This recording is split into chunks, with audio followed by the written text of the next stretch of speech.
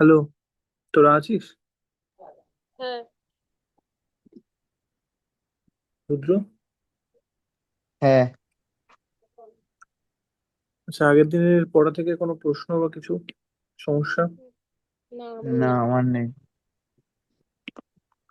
সবই বোঝা যাচ্ছে নাকি? হুম। আচ্ছা। আচ্ছা, তার আগে যেটা বলে না সেটা হচ্ছে এর পরের দিন তাহলে আমরা শনিবারই পড়ছি 11:30 থেকে, তাই তো? হ্যাঁ। হ্যাঁ। বেশ। আচ্ছা, আজকে আমরা যে চ্যাপ্টারটা শুরু করব সেটার মূল নাম হচ্ছে অ্যাসিড আর ক্ষার। ঠিক আছে। এরা কিছু পার্টিকুলার ধরনের কেমিক্যাল, তাদের কি বৈশিষ্ট্য, তাদের কিরম ধর্ম, সেইটা নিয়ে আলোচনা করাই হচ্ছে এই চ্যাপ্টারের মূল উদ্দেশ্য। তো বইতে যেভাবে শুরু করেছে আমি তার থেকে একটু আলাদা রকম ভাবে শুরু করব। দেখা যাক আস্তে আস্তে জিনিসটা বোঝার চেষ্টা করি যে কাদের অ্যাসিড বলে, কাদের ক্ষার বলে এবং ক্ষারক বলে, আহ তাদের কিরকম ধর্ম।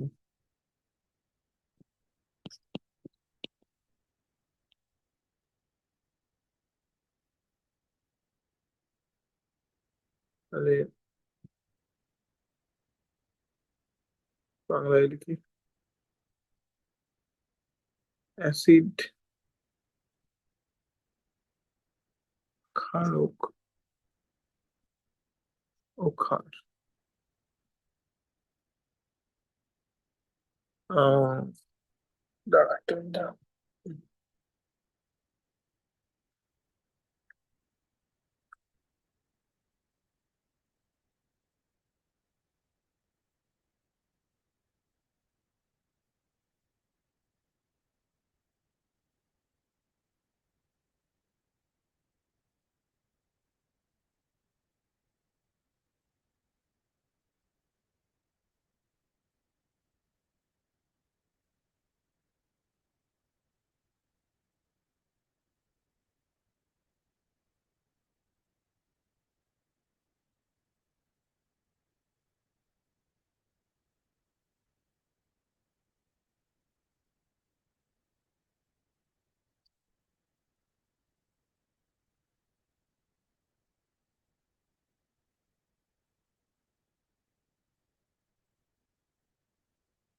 হুম।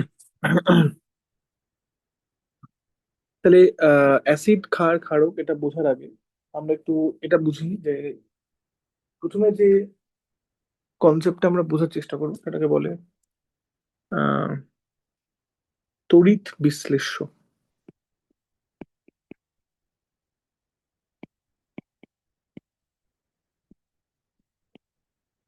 তড়িৎ বিশ্লেষ্য পদার্থ।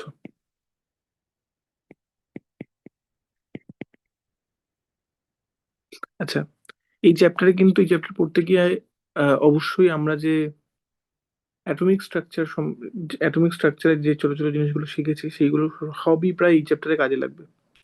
সুতরাং ওই পার্টগুলো যদি ভুলে গিয়ে থাকিস অবশ্যই ওই পার্টগুলো একবার দেখে এবং রিভাইজ করে তারপরে এই পার্টটা পড়ার চেষ্টা করবি। কারণ প্রায় সমস্ত কনসেপ্টে এটা এখানে কাজে লাগবে, সেই জন্যই ওই পার্টটা আগে থেকে একটু পড়ানো হয়েছিল। যাই হোক, তো আমরা ওখানে কি দেখেছিলাম যে যে কোনো যৌগিক পদার্থের ক্ষেত্রে বিশেষ করে, আচ্ছা ঠিক আছে, যৌগিক পদার্থের ক্ষেত্রে তার একটা অণু থাকে, যে অণুগুলো দুই বা তার থেকে বেশি আলাদা আলাদা মৌলের পরমাণু দিয়ে তৈরি। ঠিক আছে। তাহলে এরকম করে বলি যে যে কোনো যৌগিক পদার্থ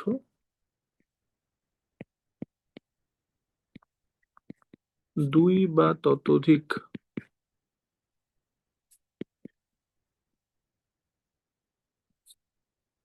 মৌলের পরমাণু দ্বারা গঠিত। যে কোনো যৌগিক পদার্থের অণু, এরকম করে বলি, যে কোনো যৌগিক পদার্থের অণু দুই বা ততোধিক মৌলের পরমাণু দ্বারা গঠিত। ঠিক আছে। উদাহরণ কি হতে পারে? তার উদাহরণ হতে পারে সোডিয়াম ক্লোরাইড।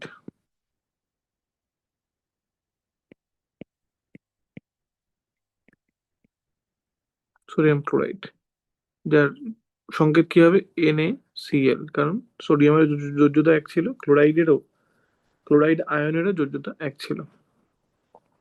আর কি হতে পারে, ধর হতে পারে জল। জলের সংকেত কি ছিল, H2O। তাহলে দুটো আলাদা ধরনের পরমাণু আছে, হাইড্রোজেন আছে আর অক্সিজেন আছে। হাইড্রোজেন সংখ্যায় দুটো আছে, অক্সিজেন সংখ্যায় একটা আছে। তো জল একটা কি, জল একটা যৌগিক পদার্থ যেটা হাইড্রোজেন আর অক্সিজেনের সমন্বয়ে তৈরি। সোডিয়াম ক্লোরাইড সোডিয়াম আর ক্লোরিনের সমন্বয়, মানে ক্লোরাইড আয়নের সমন্বয়ে তৈরি, ঠিক আছে।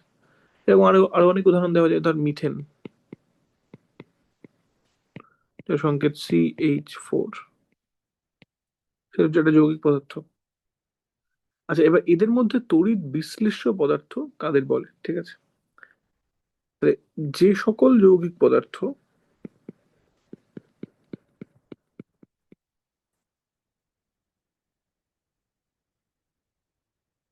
জলীয় দ্রবণে,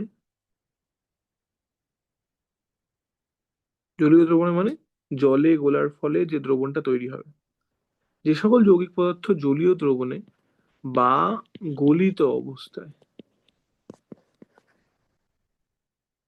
মানে হয় জিনিসটাকে গলিয়ে দিলে সেই অবস্থায়, অথবা জলে দ্রবীভূত করার পর যে দ্রবণ হবে সেই অবস্থায়, যে সকল যৌগিক পদার্থ জলীয় দ্রবণে বা গলিত অবস্থায়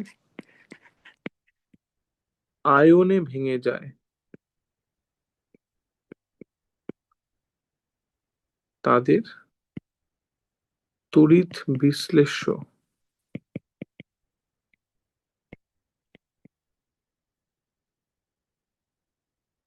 পদার্থ বলে।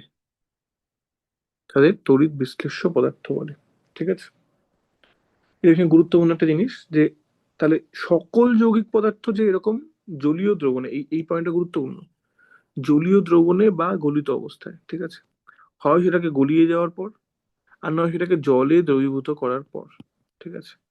যদি সেটা কিছু আয়নে ভেঙে যায়, ওই পুরো জিনিসের অণুটা কিছু আয়নে ভেঙে যায়, তখন তাকে তড়িৎ বিশ্লেষ্য পদার্থ বলা হবে, ঠিক আছে। এর উদাহরণ কি, এর উদাহরণ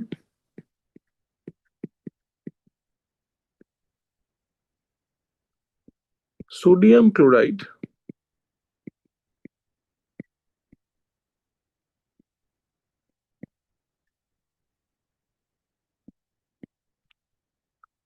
গলিত অবস্থায়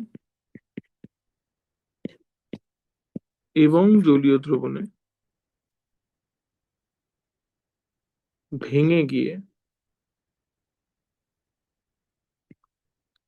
সোডিয়াম আয়ন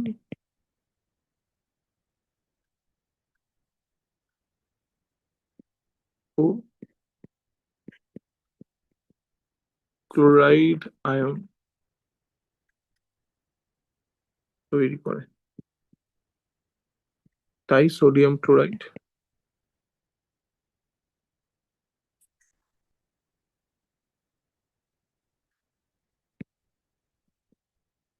তড়িৎ বিশ্লেষ্য পদার্থ।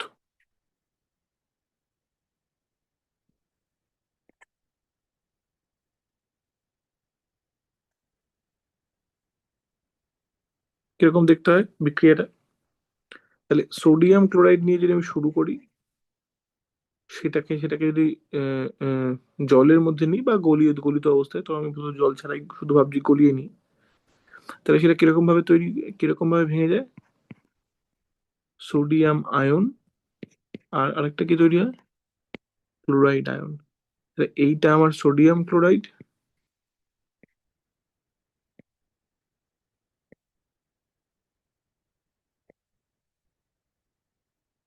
এইটা আমার সোডিয়াম আয়ন যার একটা পজিটিভ চার্জ আছে, এইটা আমার ক্লোরাইড আয়ন। আরেকটা উদাহরণ যদি দেখতে হয়, কি উদাহরণ দেখতে পারি, যদি এটা আমার 1 নম্বর উদাহরণ হয়, 2 নম্বর উদাহরণ কি হতে পারে, ধর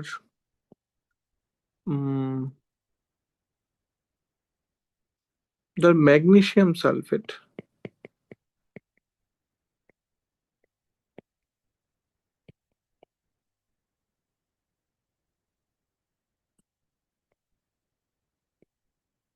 গলিত অবস্থায় বা জলীয় দ্রবণে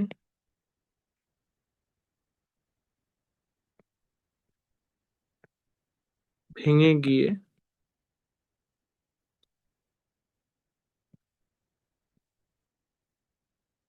ম্যাগনেসিয়াম আয়ন ও সালফেট আয়ন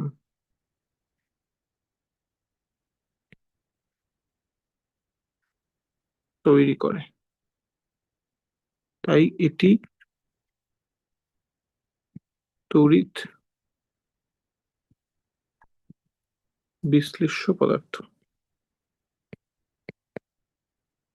বল ম্যাগনেসিয়াম সালফেটের সংকেত কি হবে? যে কোনো একজন বল।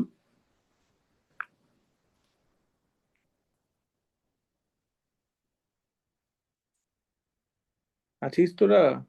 হ্যাঁ, বল।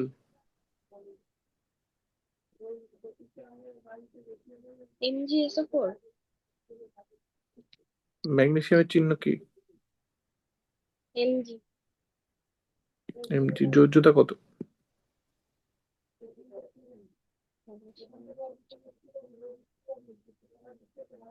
2।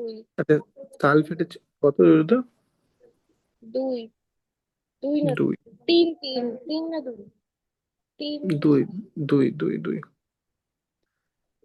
মনে নেই যোজ্যতা মনে রাখার সহজ নিয়মটা কি বলেছিলাম? যখন তুই গুনবি তখন সেটা যত নম্বরে আসছে, সোডিয়াম আসে 11তে, যোজ্যতা 1, 10-এর পর থেকে সেটা এটা হতে থাকে না। ম্যাগনেসিয়াম আছে 12তে, যোজ্যতা 2, অ্যালুমিনিয়াম আসে 13তে, যোজ্যতা 3। এরকম করেছিল না ব্যাপারটা? দেখ একবার দেখবি, একবার মনে করে দেখবি। আচ্ছা, সালফেটের চিহ্ন বা সংকেত আর যোজ্যতা কত? সালফেটের সংকেত বল। SO4 2-। SO4 2-, তাহলে যোজ্যতা কত হবে?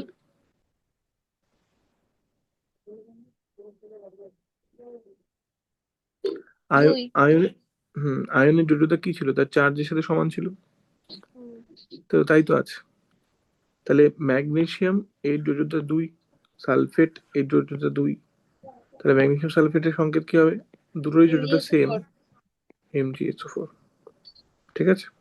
হুম। রুদ্র, বোঝা যাচ্ছে? মনে পড়ছে কিছু? হ্যাঁ, লেখা আছে লেখা ম্যাগনেসিয়াম ওগুলো। আছে। তাহলে ম্যাগনেসিয়াম সালফেট কিভাবে ভেঙে যাবে? ম্যাগনেসিয়াম সালফেট এরকম করে ভাঙবে, Mg2 প্লাস SO4 2-। আচ্ছা, এখানে লক্ষণীয় যে আমি যে এই কেমিক্যাল রিয়াকশন গুলো লিখছি, তাহলে এইটা আমার আরো একই জিনিস, যে এইটা আমার ম্যাগনেসিয়াম সালফেট,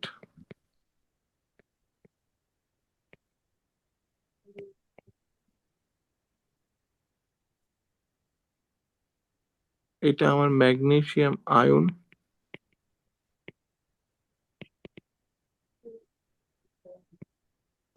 এটা আমার সালফেট আয়ন। আচ্ছা, তাহলে এই যখন আমি বিক্রিয়াগুলো লিখছি কিছু জিনিস লক্ষণীয়, ঠিক আছে। প্রথম জিনিস কি লক্ষণীয়? যে যে কোনো, ধর এই এই বিক্রিয়াটা যে লিখেছি, এখানে কত ধরনের পরমাণু আছে? 2 ধরনের পরমাণু আছে, একটা সোডিয়াম, একটা ক্লোরিন পরমাণু বা আয়ন যাই বল। তাহলে এই বিক্রিয়া এরকম করে লেখা হয়, এই বিক্রিয়াটার বাঁ দিকে যতগুলো সোডিয়াম আর ক্লোরিন আছে, ডান দিকেও ততগুলো সোডিয়াম আর ক্লোরিন থাকবে। তাহলে এখানে দেখ বাঁ দিকে কতগুলো সোডিয়াম আছে, এখানে একটাই আছে, তাহলে এখানেও একটাই আছে ডান দিকে, মিলে গেল। এখানে ক্লোরিন কতগুলো আছে? বাঁ দিকে একটা, ডান দিকে কতগুলো আছে? একটা। তাহলে যে কোনো আলাদা ধরনের পরমাণু বিক্রিয়ার বাঁ দিকে যতগুলো থাকবে, ডান দিকেও ততগুলোই থাকবে, ঠিক আছে। এই সংখ্যাটা সেম থাকতে হবে। এই বিক্রিয়াতেও দেখ তাই আছে। এখানে কতগুলো ধরনের পরমাণু আছে? রুদ্র বল দেখি এখানে কতগুলো ধরনের পরমাণু আছে? এমজি তে 2 আর SO4 এও 2। আমি বলছি কতগুলো আলাদা আলাদা ধরনের পরমাণু আছে। আলাদা আলাদা ধরনের মানে? মানে এখানে যেমন বললাম যে সোডিয়াম একটা আলাদা পরমাণু, ক্লোরিন একটা আলাদা পরমাণু, আলাদা ধরনের পরমাণু দুটো। হুম, এখানে তেমনি কতগুলো আলাদা ধরনের পরমাণু আছে? 2টো আছে, কি কি? এমজি আর SO4। SO4 এর মধ্যে কি একটাই পরমাণু আছে? না, ওটার মধ্যে আরো 2টো আছে। তাহলে এখানে টোটাল কত ধরনের আলাদা আলাদা পরমাণু আছে? দাঁড়াও, টা 4টে। কি কি? এমজি আর SO4 2। আমি এখনো বুঝতে পারলাম, চারটে কি করে হয়ে গেল বুঝতে পারলাম না তুমি। এই 3টে হবে, আমি 4টে। তাহলে তিনটে কি কি সেটা বল। এমজি তে আর SO4 2 হবে না? তাহলে এই একটা পরমাণু এক ধরনের, এই এক ধরনের পরমাণু, আর এই এক ধরনের পরমাণু, এটা বলতে এত সময় লাগছে কেন? ও, ম্যাগনেসিয়ামের ওটা পরমাণু আছে, অক্সিজেন আর সালফারের পরমাণু আছে, আর অক্সিজেনের পরমাণু আছে, তাই না? তাহলে হুম। এই বাঁ দিকে কতগুলো ম্যাগনেসিয়াম আছে? একটা। ডান দিকেও একটা আছে। বাঁ দিকে কতগুলো সালফার আছে? একটা। এখানেও একটা আছে। বাঁ দিকে কতগুলো অক্সিজেন আছে? চারটে। এখানেও চারটে অক্সিজেন আছে। তাহলে কোনো একটা পার্টিকুলার ধরনের পরমাণু বাঁ দিকে যতগুলো থাকবে ডান দিকেও ততগুলোই থাকতে হবে। এটাকে বলে রিয়াকশন ব্যালেন্স করা, ঠিক আছে? আর কি জিনিস? বাঁ দিকে জিনিসগুলোর মোট চার্জ যত হবে, ডান দিকের জিনিসগুলোর মোট চার্জ তত হতে হবে। এখানে বাঁদিকে জিনিসটার মোট চার্জ কত? কোনো চার্জ নেই আলাদা করে, তাহলে মোট চার্জ সমান সমান শূন্য। ডান দিকের জিনিসের মোট চার্জ কত? একটা প্লাস একটা মাইনাস, তাহলে একটা প্লাস একটা মাইনাস মিলে মোট চার্জ কত? শূন্য হয়ে গেল। বোঝা যাচ্ছে না? বোঝা যাচ্ছে না দেবযানী? বোঝা হুম, যাচ্ছে? দেখি। হ্যাঁ। ঠিক একই রকম ভাবে এই ক্ষেত্রেও দেখ, বাঁদিকের জিনিসের মোট চার্জ কত? শূন্য। আর ডান দিকের জিনিসের মোট চার্জ, এটা দুটো প্লাস, এটা দুটো মাইনাস, তাহলে মোট চার্জ কত হয়ে গেল? সেই শূন্যই হয়ে 0। গেল। তাহলে রিয়াকশন লেখার সময় খেয়াল রাখতে হবে বাঁদিকের মোট চার্জ আর ডান দিকের মোট চার্জটা সমান হতেই হবে, ঠিক আছে? পরিষ্কার? হ্যাঁ। তাহলে বোঝা গেল যে কিছু কিছু ধরনের যৌগিক পদার্থ আছে যাদের জলীয় দ্রবণে দ্রবীভূত করলে বা গলিত অবস্থায় বা মানে গলিয়ে ফেললে তারা বিভিন্ন ধরনের আয়নে ভেঙে যায়। সবাই না, কিন্তু কিছু কিছু, ঠিক আছে? যেমন এখানে উদাহরণ দিচ্ছি তার মিথেন। মিথেন কিন্তু ভাঙবে না, ঠিক আছে? ফলে এটা তড়িৎ বিশ্লেষ্য ক্যাটাগরিতে পড়ছে না। কিন্তু সোডিয়াম ক্লোরাইড ভাঙবে, এটা তড়িৎ বিশ্লেষ্য ক্যাটাগরিতে পড়ছে, ঠিক আছে? তাহলে তড়িৎ বিশ্লেষ্যর সংজ্ঞা কি এবং কাদের ক্ষেত্রে এটা বলা যেতে পারে সেটা বোঝা গেল। এইবার আমরা আসি যে অ্যাসিড জিনিসটা কি, ঠিক আছে? পরের পৃষ্ঠায় লিখি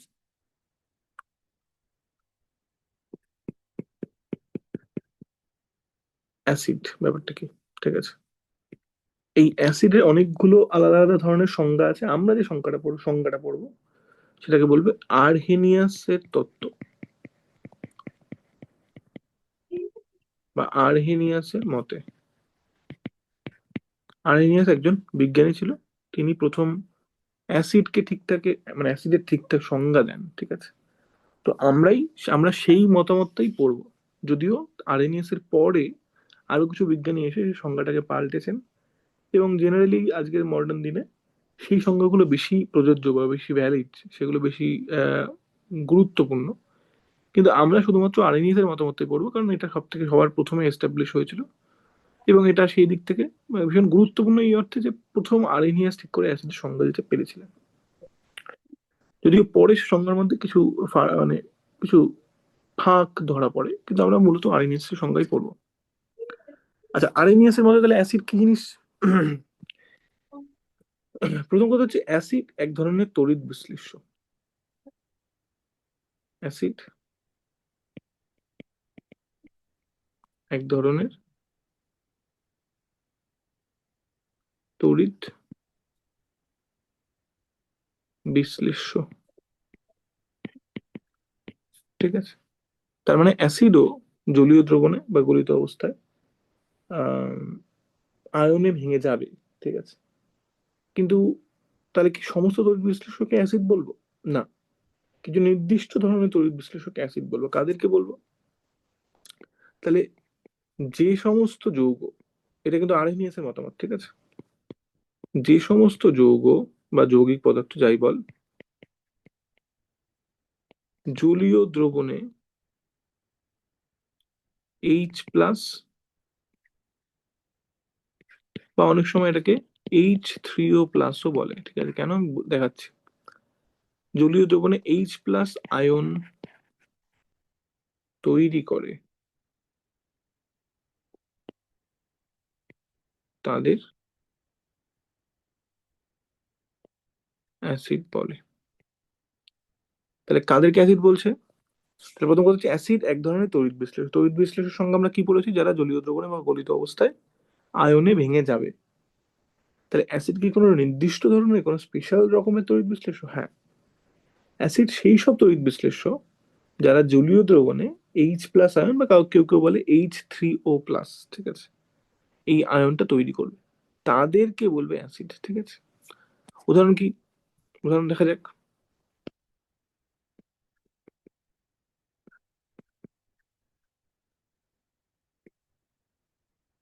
তার হাইড্রোক্লোরিক অ্যাসিড,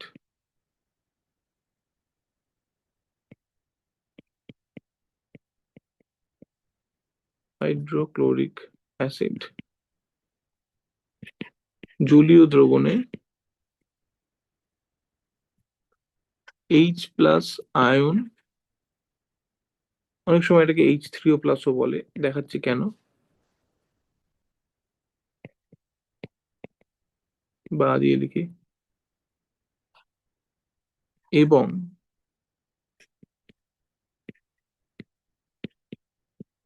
ক্লোরাইড আয়ন উৎপন্ন করে।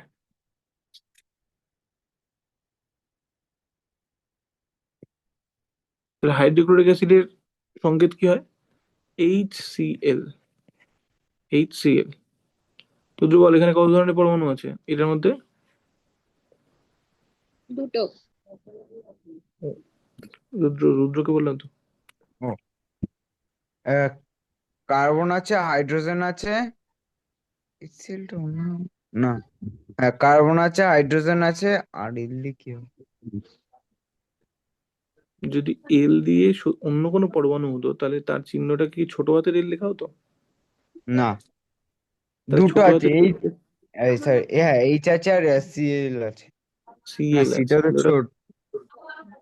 সিটা বড়, ও, ছোট সিটা হাতের বড়। লেটার। তাহলে এইচ আর সিএল আছে, ঠিক আছে। তাহলে এইটা কি করে ভাঙে? এটা এরকম করে ভাঙে, H+ প্লাস Cl-।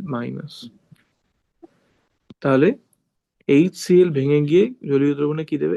H+ দেবে আর Cl- দেবে। যেহেতু তার প্রথম কথা, এটা একটা তড়িৎ বিশ্লেষ্য, আয়নে ভাঙছে, যেহেতু এই যে আয়নগুলো দিচ্ছে তার মধ্যে একটা হচ্ছে H+ আয়ন, তাই জন্য এই তড়িৎ বিশ্লেষ্যটাকে কি বলবে? অ্যাসিড বলবে, ঠিক আছে।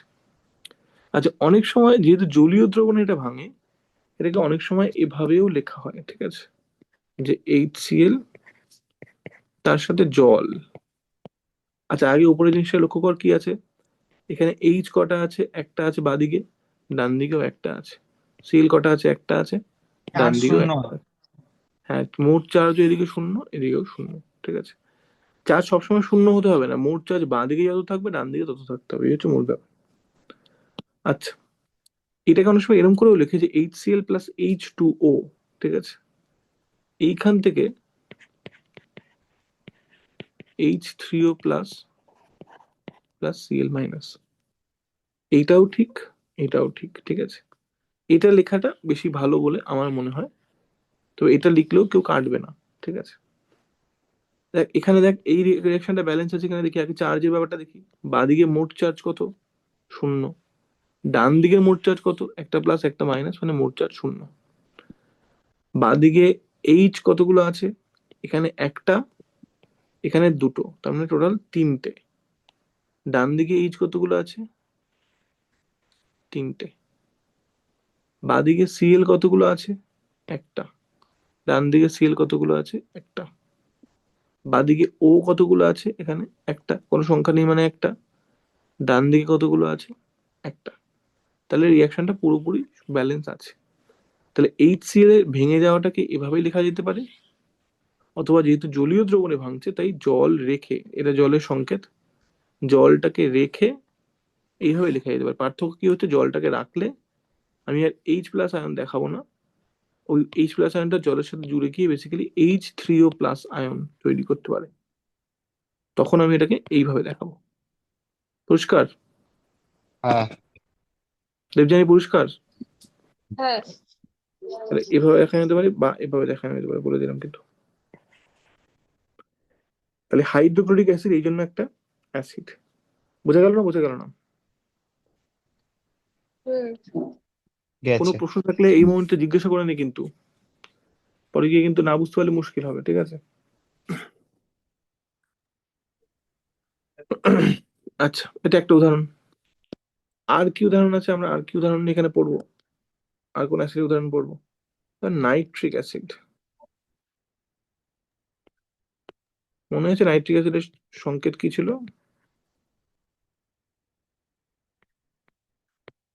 কারো মনে আছে?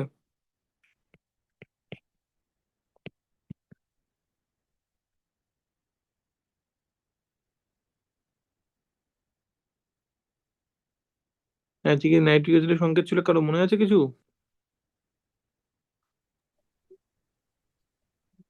N3-।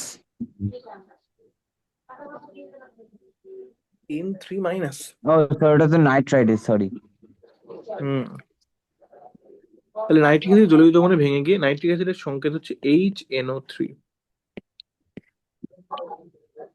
যাই হোক, নাইট্রিক অ্যাসিড জলীয় দ্রবণে ভেঙে গিয়ে H+ আয়ন এবং আবার H+ আয়ন, বা বলতে পারি সেটাকে H3O+ আয়ন এবং নাইট্রেট আয়ন দেয়, নাইট্রেট আয়ন তৈরি করে। কিভাবে লিখবো বিক্রিয়াটা আমি? HNO3 সেটা ভেঙে গিয়ে কি দেবে? H+ দেবে, আর নাইট্রেটের সংকেত কি ছিল? NO3-। তাহলে H+ আর নাইট্রেট দেয়। এটাকে আবার ওই একই রকম ভাবে যদি জল দিয়ে লিখি, তাহলে HNO3+H2O জলের সংকেত, সেখান থেকে কি লিখবো? আর H+ লিখবো না, জল লিখেছি বলে H3O+ লিখবো, প্লাস NO3-। যেটা খুশি লিখতে পারিস তুই, কোনো অসুবিধা নেই।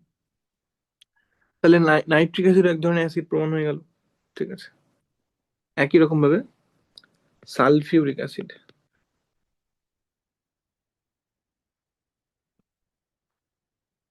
সালফিউরিক অ্যাসিড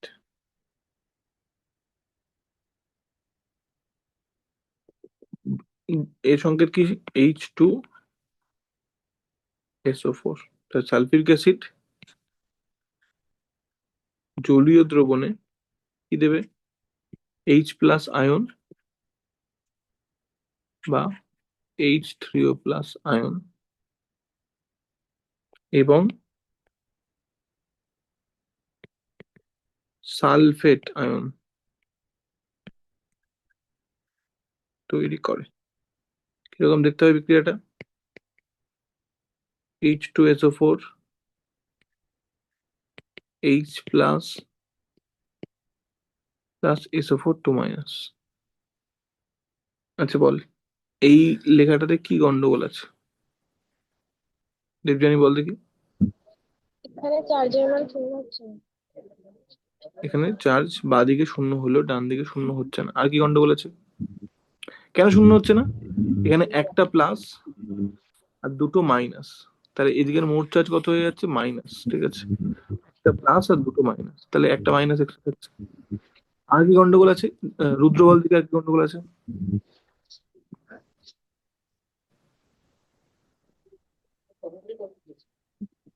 চার্জের একটা হয়েছে, আর একটা হলো। কোনো একটা পরমাণুর সংখ্যা বাঁদিকে যতগুলো ডান দিকে ততগুলো নয়। হ্যাঁ, সেটাই। হুম। আরেকটা কি গন্ডগোল আছে? সেটাই তো জিজ্ঞেস করছি তোকে, তুই বল আরেকটা কি গন্ডগোল আছে?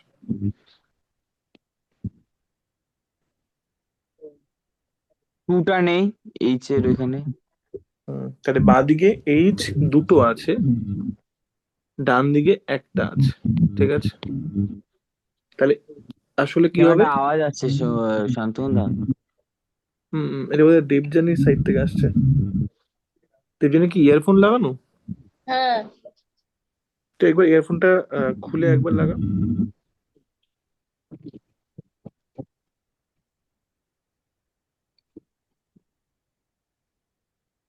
হুম, করেছি। হুম, এবার ঠিক আছে। আচ্ছা, তাহলে বাঁদিকে এইচ দুটো আছে, ডান দিকে এইচ একটা আছে। তাহলে দুটো করতে হবে, কিভাবে দুটো করব? এইখানে দুই লিখে দুটো করবো না কিন্তু, কারণ এইখানে দুই লিখলে আর সেটা এইচ প্লাস আয়ন হচ্ছে না। তাহলে আমি দুটো এইচ প্লাস আয়ন লিখতে চাইছি, তাহলে এটা সামনে দুই দেবো, ঠিক আছে?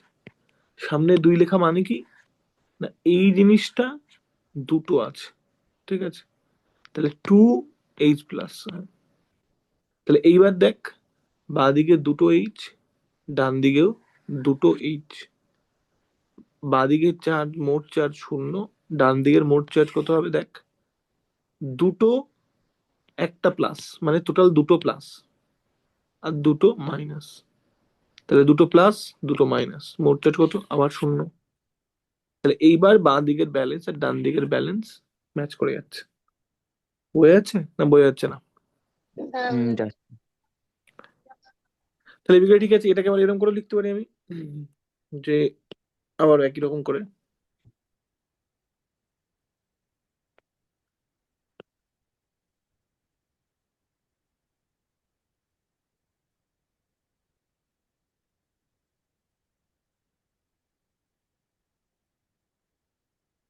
আবারও ব্যালেন্স করার জন্য কি করতে হবে, এখানে দুই লিখতে হবে, এখানে দুই লিখতে হবে। কি করে ব্যালেন্স হচ্ছে দেখ, ভালো করে দেখ। বেসিক্যালি এখান থেকে দুটো এইচ প্লাস আসবে, প্রতিটা এইচ প্লাস একটা করে এইচ টু ওর সাথে যুক্ত হয়ে এইচ থ্রি ও প্লাস তৈরি করবে। তাহলে যেহেতু দুটো এইচ প্লাস আসবে, তাহলে দুটো জল লাগবে, ফলে দুটো এইচ থ্রি ও প্লাস তৈরি হবে। এটা হচ্ছে যুক্তি। এবার অঙ্কর দিকে মেলা, কটা কটা হাইড্রোজেন আছে বাদিকে, দুটো হাইড্রোজেন, আর এখানে দুটো, কিন্তু এই জিনিসটা আবার দুটো আছে, তাহলে দুই দুগুণে চারটে হাইড্রোজেন। নাম্বার এভাবে কাউন্ট করে, ঠিক আছে? যে এইচ টু ওর একটা অণুতে দুটো হাইড্রোজেন আছে, এরকম দুটো মোট অণু নিয়েছি। তাহলে কতগুলো হাইড্রোজেন আছে, দুই, দুই গুণে চারটে। তাহলে এটার জন্য চারটে, এটার জন্য দুটো, ছটা। ডান দিকে কটা আছে, দুই গুণ তিন, ছটা। তাহলে এর একটাতে তিনটে হাইড্রোজেন আছে, এরকম দুটো আছে। তাহলে তিন দুগুণে ছটা হাইড্রোজেন আছে। অক্সিজেন মেলা, এখানে অক্সিজেন চারটে, এখানে অক্সিজেন দুই, দুটো, কারণ এখানে একটা করে আছে, এরকম দুটো জিনিস আছে। তাহলে দুই এককে দুই, আর এখানে চার, চার আর দুই ছয়। এখানে অক্সিজেন মেলা, দুটো অক্সিজেন, চারটে অক্সিজেন, ছটা অক্সিজেন। সালফার মেলা, সালফার একটা, এখানে একটা। তাহলে হাইড্রোজেন অক্সিজেন সালফার সবই মিলে যাচ্ছে। তাহলে এটা ঠিকঠাক আছে, পুরো কোনো সমস্যা নেই। বোঝা গেল তো, না বোঝা গেল না? না বোঝা গেলে বল কিন্তু। না না, বোঝা গেছে। দেবযানী বোঝা গেছে? হুম। তাহলে সালফিউরিক অ্যাসিড জলীয় দ্রবণে এইচ প্লাস আয়ন বা এইচ টু প্লাস আয়ন এবং সালফেট আয়ন তৈরি করে। তাহলে সালফিউরিক অ্যাসিড একটা অ্যাসিড। তাহলে তিনটে অ্যাসিডের উদাহরণ আমরা দেখলাম, ঠিক আছে? একটা হচ্ছে হাইড্রোক্লোরিক অ্যাসিড, যেটা জলীয় দ্রবণে ভেঙে গিয়ে এইচ প্লাস আর সিএল মাইনাস দেয়। একটা হচ্ছে নাইট্রিক অ্যাসিড, যেটা জলীয় দ্রবণে ভেঙে গিয়ে H plus NO three minus দেয়। আর একটা হচ্ছে সালফিউরিক অ্যাসিড, যেটা জলীয় দ্রবণে ভেঙে গিয়ে এইচ প্লাস আর সালফেট দেয়, কিন্তু দুটো এইচ প্লাস দেয়। একটা সালফিউরিক অ্যাসিড অণু দুটো এইচ প্লাস দেয়, ঠিক আছে? এখান থেকে আমরা একটা কনসেপ্ট বুঝবো। তাহলে কি বুঝলাম এতক্ষণে আমরা? আমরা বুঝলাম অ্যাসিড একটা স্পেশাল ধরনের তড়িৎ বিশ্লেষ্য, এবং আর্হেনিয়াসের মতে কি, যে অ্যাসিড জলীয় দ্রবণে ভেঙে গিয়ে এইচ প্লাস আয়ন তাকে দিতেই হবে। তাহলে যারা যারা এইটা করবে তাদেরকে আমরা অ্যাসিড বলবো, ঠিক আছে? আচ্ছা, এখানে একটা গুরুত্বপূর্ণ জিনিস, যে এই পার্থক্যটা বুঝতে পারছি তো, যে এইচ সি এল একটা এইচ প্লাস আয়ন দিচ্ছিল, এইচ এনও থ্রি একটা এইচ প্লাস আয়ন দিচ্ছিল, কিন্তু সালফিউরিক অ্যাসিড বা এইচ টু এসও ফোর দুটো এইচ প্লাস আয়ন দিচ্ছে। তাহলে এখানে যেটা বলা আলাদা করে সেটা হচ্ছে যে এক ক্ষারীয় এবং বহু ক্ষারীয় অ্যাসিড কি ব্যাপার, কনসেপ্টটা একটু বোঝার চেষ্টা করি।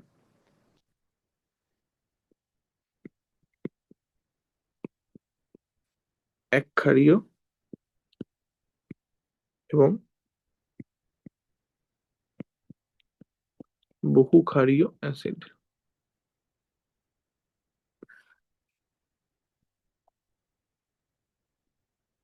তাহলে কোনো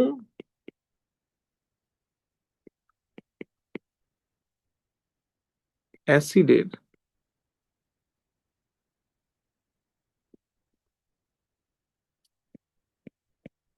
একটি অণুতে একটি অণু থেকে যতগুলি H+ আয়ন পাওয়া যায়, বা সর্বোচ্চ যতগুলি, এরকম করে বলি যে ম্যাক্সিমাম যতগুলো পাওয়া যেতে পারে, সর্বোচ্চ যতগুলি H+ আয়ন পাওয়া যায় তাকে ওই অ্যাসিডের ক্ষারকতা বলে। ক্ষারকতা বলে, ঠিক আছে। যেমন HCl, আমি নাম দিচ্ছি না, মানে হাইড্রোক্লোরিক অ্যাসিড, HCl এর একটি অণু থেকে, নিচে লিখি যদি জায়গা পাওয়া যাবে একটুখানি, HCl এর একটি অণু থেকে একটি H+ আয়ন পাওয়া যায়,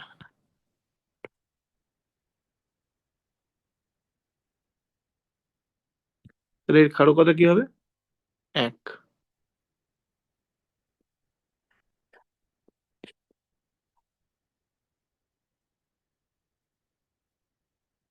অনেক সময় এটাকে কি বলে, HCl একটি এক ক্ষারীয় অ্যাসিড, এক ক্ষারীয় অ্যাসিড, ঠিক আছে। একই রকম ভাবে HNO3 কি হবে, একটু আগে আমরা দেখলাম, ঠিক আছে। HNO3 একটা অণু থেকে কটা H+ পাওয়া যায়? HNO3 একটা অণু থেকে একটাই H+ পাওয়া যায়, তাহলে HNO3 একই রকম ভাবে এক ক্ষারীয় অ্যাসিড হবে, ঠিক আছে। তাহলে আমি জাস্ট এটা কপি করে নিচ্ছি, HNO3 এর জন্য ব্যাপারটা একই রকম হবে।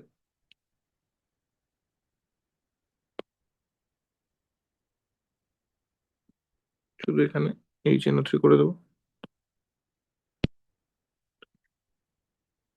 এটাই পাল্টে যাবে কার ক্ষেত্রে, H2SO4 এর ক্ষেত্রে, ঠিক আছে। তাহলে H2SO4 এর একটি অণু থেকে দুটি H+ পাওয়া যায়, তাই দেখলাম আমরা একটু আগে H2SO4 এর ক্ষেত্রে কি একটা অণু থেকে দুটো H+ আমরা পেয়েছি, ঠিক আছে। একটি অণু থেকে দুটি H+ পাওয়া যায়, তাহলে এর ক্ষারকতা কি হবে, H2SO4 এর ক্ষারকতা কি হবে? 2। এই কারণে H2SO4 কে বলে, H2SO4 একটি দ্বিক্ষারীয় অ্যাসিড, দ্বিক্ষারীয় অ্যাসিড, ঠিক আছে। আরেকটা উদাহরণ কি দেওয়া যেতে পারে যদি ত্রিক্ষারীয় উদাহরণ চাই, ফসফরিক অ্যাসিড, ফসফরিক অ্যাসিড যার সংকেত হচ্ছে H3PO4, এর একটি অণু থেকে তিনটি H+ পাওয়া যায়, এর ক্ষারকতা কি হবে? এর ক্ষারকতা হবে 3। তাহলে কি বলবো, ফসফরিক অ্যাসিড H3PO4 একটি ত্রিক্ষারীয় অ্যাসিড, ত্রিক্ষারীয় অ্যাসিড। বোঝা যাচ্ছে না, বোঝা যাচ্ছে না? প্রশ্ন থাকলে জিজ্ঞাসা কর কিন্তু। বোঝা যাচ্ছে। রুদ্র, হ্যাঁ, আচ্ছা বেশ, তাহলে এইটা হচ্ছে অ্যাসিডের ক্ষারীয়তা বা ক্ষারকতা রাদার। আর একটা ছোট্ট ডেফিনেশন আমরা এখানে পড়বো, ছোট্ট ডিস্টিংশন,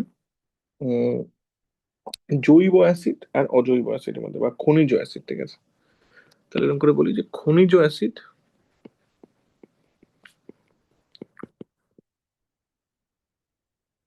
ও জৈব অ্যাসিড,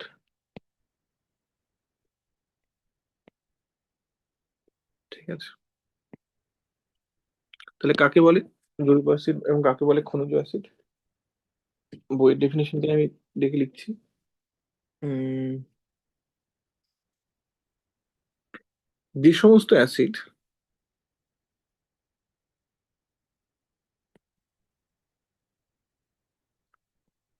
কোনো উদ্ভিদ বা প্রাণী দেহ থেকে সরাসরি পাওয়া যায়,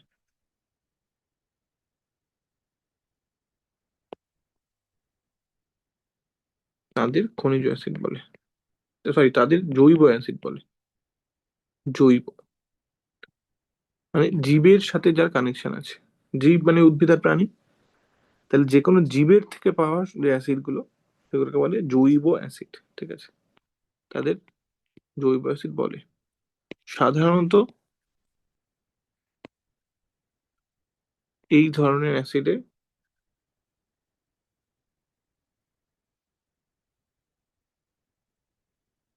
কার্বন পরমাণু থাকে।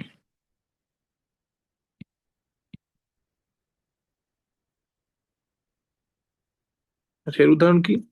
এর উদাহরণ হচ্ছে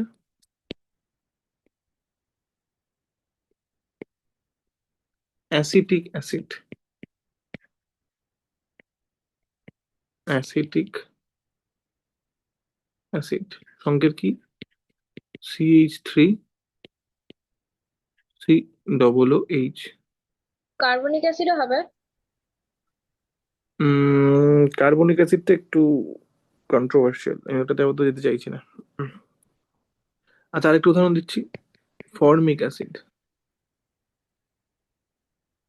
formic acid HCOOH। Formic acid কোথায় থাকে?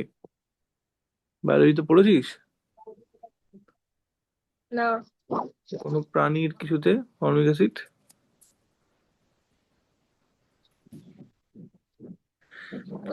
পিঁপড়ের ফুলে কি অ্যাসিড থাকে? কি? পিঁপড়ের হুলে, ও। মনে পড়ছে? পিঁপড়ের হুলে ফর্মিক অ্যাসিড থাকে এরকম করে বলে। ও।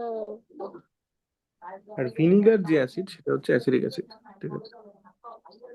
অ্যাসিডিক অ্যাসিডটা বেসিক্যালি বেসিক্যালি ভিনিগারের মূল কম্পোনেন্ট হচ্ছে অ্যাসিডিক অ্যাসিড, মূল উপাদান। আর ফর্মিক অ্যাসিড পিঁপড়ের হুলে থাকে, এছাড়া আরো অনেক জায়গায় থাকে, মূলত পিঁপড়ের হুলে থাকে। আচ্ছা, আর এর উল্টোটা কি? ঠিক আছে, যে যে সমস্ত অ্যাসিড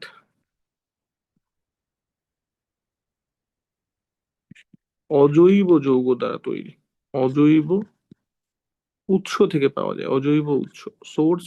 এর সোর্স কি? এর সোর্স কোনো জৈব যৌগ না বা কোনো জীব না, অজৈব যৌগ, ঠিক আছে? অজৈব উৎস থেকে যে সমস্ত অ্যাসিড অজৈব উৎস থেকে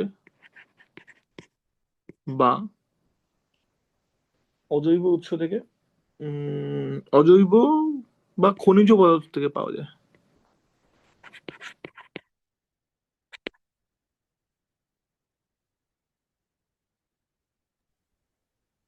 সালফিউরিক নাইট্রিক অ্যাসিড। এগুলো সব হচ্ছে খনিজ অ্যাসিড, ঠিক আছে? এগুলো সব হচ্ছে খনিজ অ্যাসিড, যেমন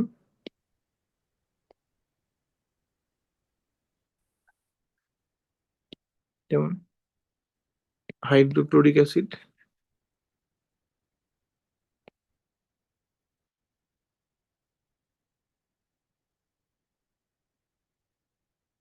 সংকেত আমরা আগেই পড়েছি তাও বলে দিচ্ছি, HCl।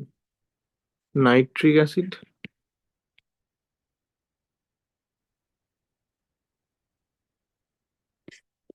HNO3। সালফিউরিক অ্যাসিড,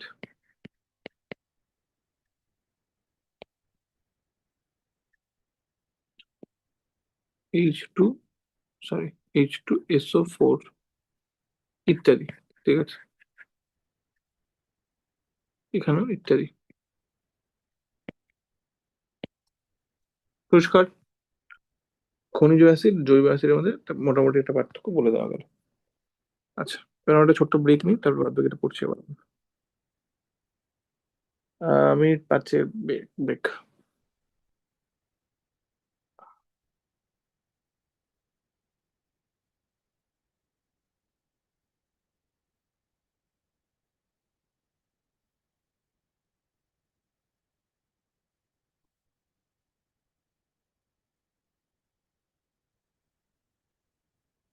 আচ্ছা, আছিস তোরা?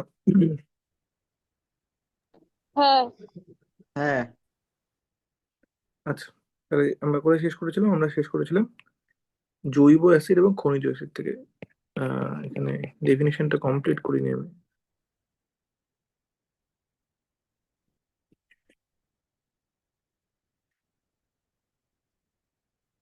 বেশ, এরপর তাহলে আমরা অ্যাসিড নিয়ে একটা বেসিক ইন্ট্রোডাকশন আমরা পড়লাম, ঠিক আছে? অ্যাসিড কি জিনিস, কত রকমের অ্যাসিড হতে পারে, তাদের ক্ষারকতা, অ্যাসিডের ক্ষারকতাটা কিভাবে নির্দিষ্ট হয়, সেখান থেকে আমরা একটা অ্যাসিডের সম্পর্কে বেসিক ইন্ট্রোডাক্টরি ধারণা, শুরুর ধারণা জানলাম। এবার আমরা উল্টো দিকটা দেখবো, অ্যাসিডের ঠিক উল্টো দিকটা দেখবো। অ্যাসিডের উল্টো দিকটা কি? অ্যাসিডের উল্টো দিকটা হচ্ছে ক্ষারক এবং ক্ষার। ক্ষারক ও ক্ষার কি জিনিস এরা? এরা ঠিক অ্যাসিডের উল্টো দিকে দাঁড়িয়ে, অ্যাসিডের যে ধর্মগুলো আছে এদের ঠিক তার উল্টো ধর্মগুলো আছে। হুম, তো কি এদের সংজ্ঞা? আচ্ছা, প্রথম কথা, এরাও তড়িৎ বিশ্লেষ্য, ঠিক আছে? এরাও তড়িৎ বিশ্লেষ্য পদার্থ। তড়িৎ বিশ্লেষ্য মানে কি, আবার যদি মনে করাই, গলিত অবস্থায় বা জলীয় দ্রবণে এরা আয়নে ভেঙে যায়, তাদেরকে তড়িৎ বিশ্লেষ্য বলে। আচ্ছা, এদের এদের এদের আর কি বৈশিষ্ট্য? এরা এরা কি নির্দিষ্ট কোনো পার্টিকুলার ধরনের তড়িৎ বিশ্লেষ্য? আবারও আমরা এখানেও আরহেনিয়াস মতে পড়বো, ঠিক আছে? তাহলে এখানে আবার বলে নিই, মেনশন করে দেওয়া উচিত আরহেনিয়াসের মতে বা আরহেনিয়াস এর মত। আচ্ছা, তাহলে আগে বুঝি ক্ষারক কি, ঠিক আছে? ক্ষারক,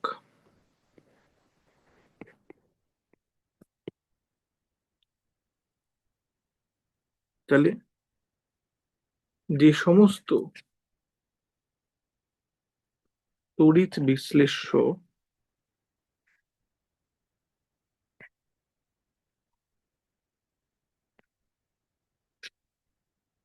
অ্যাসিড অ্যাসিডের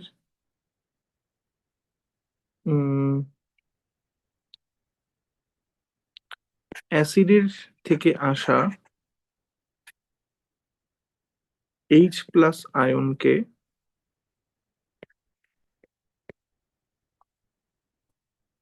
শোষণ করতে পারে বা শোষণ করে অ্যাসিডকে প্রশমিত করতে পারে,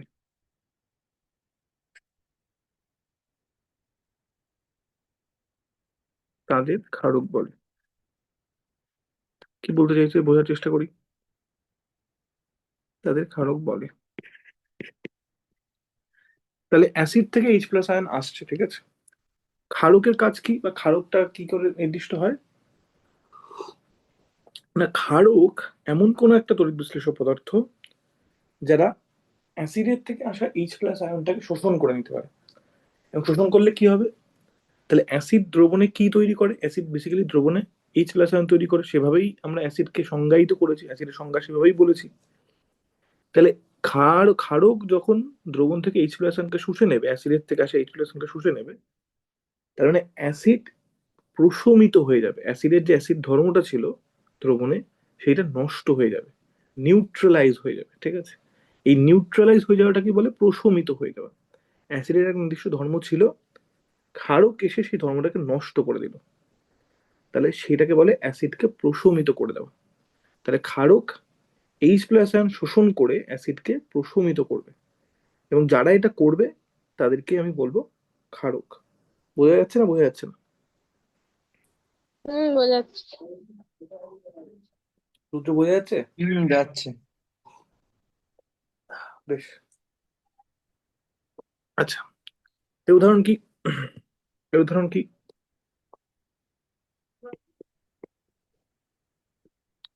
উদাহরণ হচ্ছে zinc oxide. Zinc oxide, ZnO। ধর আর কি উদাহরণ হতে পারে, ধর সোডিয়াম হাইড্রোক্সাইড। এগুলো সব দেখবি কিন্তু, কারণ এখানে সমস্ত সংকেতগুলো কাজে লাগবে। সোডিয়াম হাইড্রোক্সাইড, হাইড্রোক্সাইডের চিহ্ন ছিল OH, ঠিক আছে, আর যোজ্যতা 1। সোডিয়ামের যোজ্যতা 1, তাহলে সোডিয়াম হাইড্রোক্সাইড কি হবে? NaOH, ঠিক আছে, ইত্যাদি। এগুলো হচ্ছে ক্ষারকের উদাহরণ। আচ্ছা, ক্ষারক তো বুঝলাম, তাহলে ক্ষার কি জিনিস? তাহলে ক্ষার জিনিসটা কি? প্রথম কথা, ক্ষার হচ্ছে একটা স্পেশাল ধরনের ক্ষারক। স্পেশাল ধরনের ক্ষারক, তার মানে ক্ষার আসলে একটা ধরনের ক্ষারকই, কিন্তু ক্ষারকের মধ্যেও একটা নির্দিষ্ট, একটা পার্টিকুলার ধর্মযুক্ত ক্ষারক, সেটা হচ্ছে আমার ক্ষার। কি ধর্ম থাকতে হবে ক্ষারক? ক্ষার হতে হলে যে সমস্ত ক্ষারক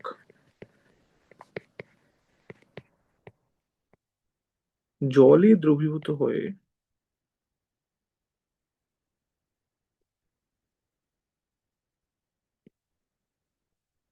OH-, OH- কি কি নাম ছিল?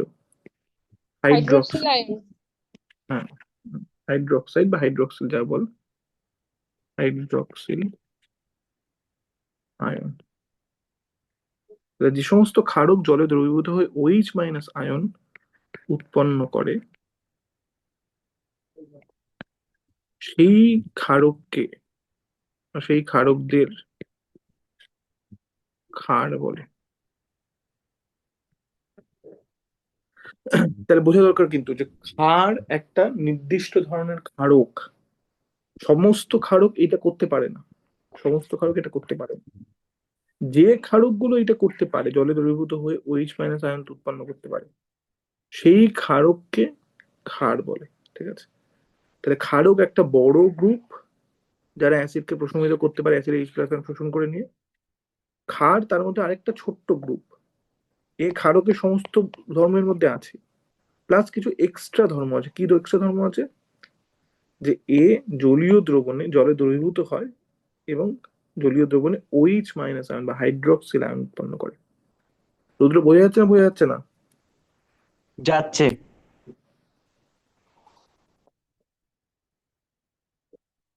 তাহলে এর উদাহরণ কি হতে পারে? এর উদাহরণ হতে পারে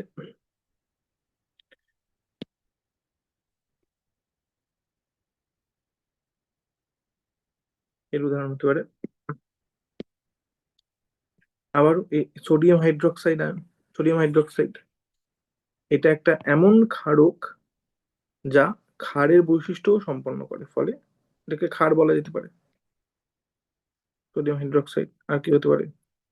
পটাশিয়াম পটাশিয়াম হাইড্রোক্সাইড। হাইড্রো হুম হুম, পটাশিয়াম হাইড্রোক্সাইড, সেটা কিরকম দেখতে হবে? KOH, ঠিক আছে? এর অনেক কিছু হতে পারে যারা জলীয় দ্রবণে OH- আয়ন দেয়, ঠিক আছে?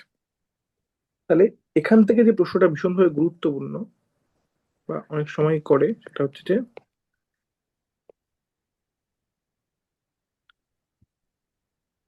সব ক্ষারই ক্ষারক,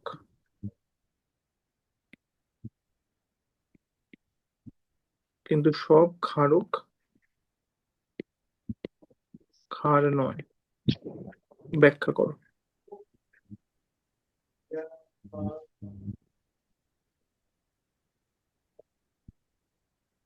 তাহলে এটা কি বললে? এটা এরকম করে ব্যাখ্যা করতে বললে কি বলবো? আগে প্রশ্নটা বোঝার চেষ্টা করি। বলছে সব ক্ষারই ক্ষারক, ঠিক আছে? তাই হওয়ার কথা, কারণ ক্ষার একটা স্পেশাল ধরনের ক্ষারক, তার মানে সব ক্ষারই আসলে ক্ষারকের ক্যাটাগরিতেই পড়বে। কিন্তু সব ক্ষারক ক্ষার নয়, ঠিক আছে? কারণ কি, ক্ষার একটা স্পেশাল ক্যাটাগরির ক্ষারক। সব ক্ষারক সেই ধর্মগুলো সম্পন্ন করবে না, ফলে তারা ক্ষার হতে পারবে না। কিন্তু সব ক্ষার কিন্তু ক্ষারক। বোঝা যাচ্ছে না, বোঝা যাচ্ছে না? যাচ্ছে। তাহলে ব্যাপারটা কি হবে, যে এরকম করে যদি বলি, জাস্ট আমি বোঝানোর জন্য বলছি, যে এইটা যদি পুরো ক্ষারকের ক্যাটাগরি হয়, ঠিক আছে? এইটা যদি পুরো ক্ষারকের ক্যাটাগরি হয়, ধর এর মধ্যে সমস্ত ক্ষারক ধরতে আছে, তাহলে তার মধ্যে একটা ছোট্ট জায়গা হচ্ছে, এইটা হচ্ছে ক্ষার, ঠিক আছে? তাহলে এই পুরোটার মধ্যে জানা জানা আছে, আমি যদি উদাহরণ দেওয়ার জন্য বলছি, এই পুরোটার মধ্যে জানা জানা আছে, তারা সবাই ক্ষারক। এরাও ক্ষারক, এরাও ক্ষারক, এরাও ক্ষারক, এরাও ক্ষারক, এরাও ক্ষারক, এরাও ক্ষারক, এরাও ক্ষারক। শুধু এইটুকুর মধ্যে যারা যারা আছে তারা হচ্ছে ক্ষার। তাহলে সব ক্ষারই ক্ষারকের ক্যাটাগরির মধ্যে পড়ছে। কিন্তু সব ক্ষারক, এখানে যারা ক্ষারক আছে, এখানে যারা ক্ষারক, এখানে যারা ক্ষারক, তারা কিন্তু ক্ষারের ক্যাটাগরিতে পড়ছে না। তাহলে ক্ষার একটা স্পেশাল ক্যাটাগরির ক্ষারক, ঠিক আছে? তাহলে এই এই প্রশ্নটা যদি উত্তর লিখতে হয়, তাহলে কিভাবে লিখবো? আগে ক্ষারকের সংজ্ঞাটা বলতে হবে, ঠিক আছে? তাহলে ক্ষারক এরকম করে বলতে হবে, যে ক্ষারক সেই সব তড়িৎ বিশ্লেষ্য, নিচু করে লিখে একটু, এই ছবিটা এঁকে দিবি পারলে আর একটু বেটার হয়, যে ছবিটা আমি এঁকেছি। ক্ষারক সেই সব তড়িৎ বিশ্লেষ্য যারা অ্যাসিডের H+ আয়নকে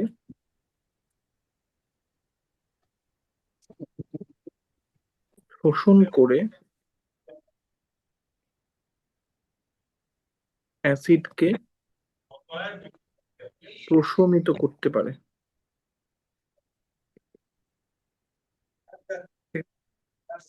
তাহলে ক্ষারক কি বোঝা গেল এটা? এখন যে সমস্ত ক্ষারক জলে দ্রবীভূত হয়, দ্রুত তোর পিছনে আওয়াজ হচ্ছে। আমাকে বললে? হুম, তোর পিছনেই তো বোধহয় আওয়াজ হচ্ছে।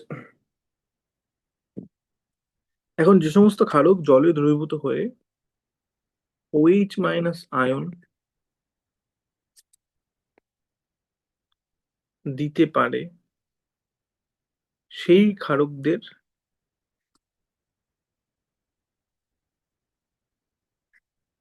ক্ষার বলা হয়। সুতরাং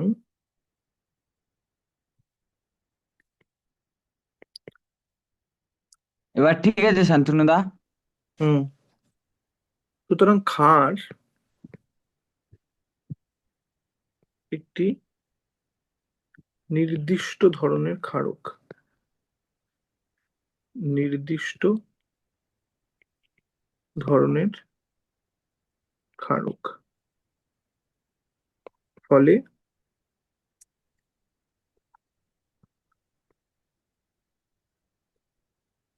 আহ নির্দিষ্ট ধরনের ক্ষারক, তারপরে এটা এরকম করে লিখে দিবি যে ক্ষার সমান সমান সেই সব ক্ষারক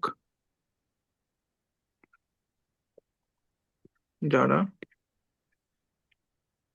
জলে দ্রবীভূত হয় এবং, আচ্ছা এরকম করে লেখা যাচ্ছে, এইসব ক্ষারক যারা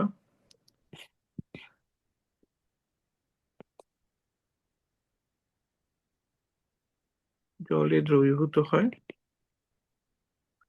আর OH- আয়ন উৎপন্ন করে। এরকম করে বলি, দ্রবণে OH- আয়ন উৎপন্ন করে।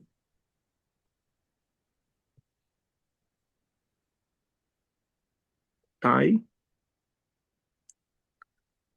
সব ক্ষারই ক্ষারক। এটা হয়ে গেল।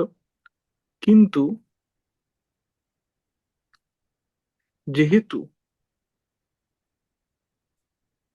সব ক্ষারক জলে দ্রবীভূত নাও হতে পারে, তাই সব ক্ষারক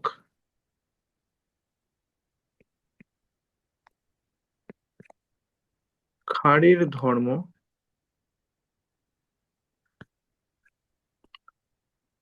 সন্তুষ্ট করে না।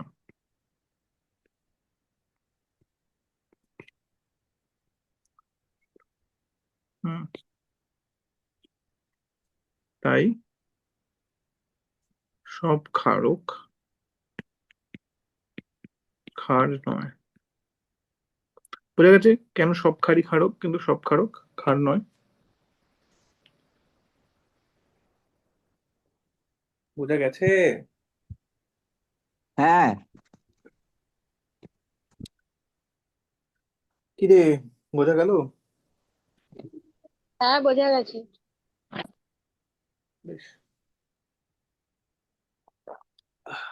আচ্ছা, এবার এই যে ক্ষার যে জলীয় দ্রবণে বিভাজিত হয়ে বা ভেঙে গিয়ে OH মাইনাস আয়ন দেয়, তার কিছু উদাহরণ যদি দেখা দেয়, যে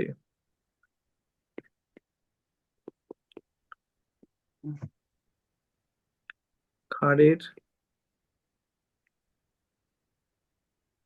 বিয়োজনে উৎপন্ন হাইড্রক্সিল আয়ন।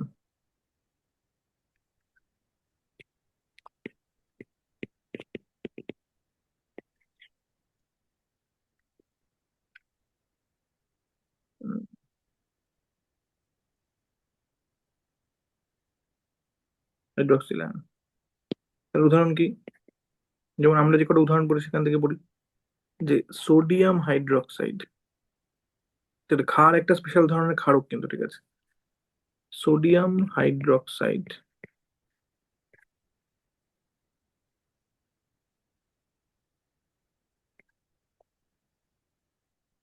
জলীয় দ্রবণে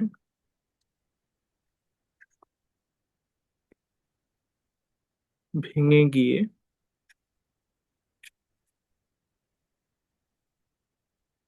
সোডিয়াম আয়ন এবং হাইড্রক্সিল আয়ন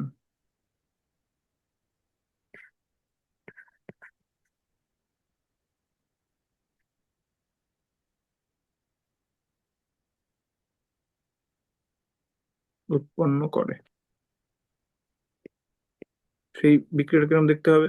সোডিয়াম হাইড্রক্সাইডের সংকেত হচ্ছে NaOH, সেটা ভেঙে গিয়ে কি করবে? Na plus plus OH minus, ঠিক আছে? আবার সমস্ত কিছু মিলিয়ে দেখবে, এখানে সবকিছু মিলবে। আচ্ছা, আর কি আছে হতে পারে?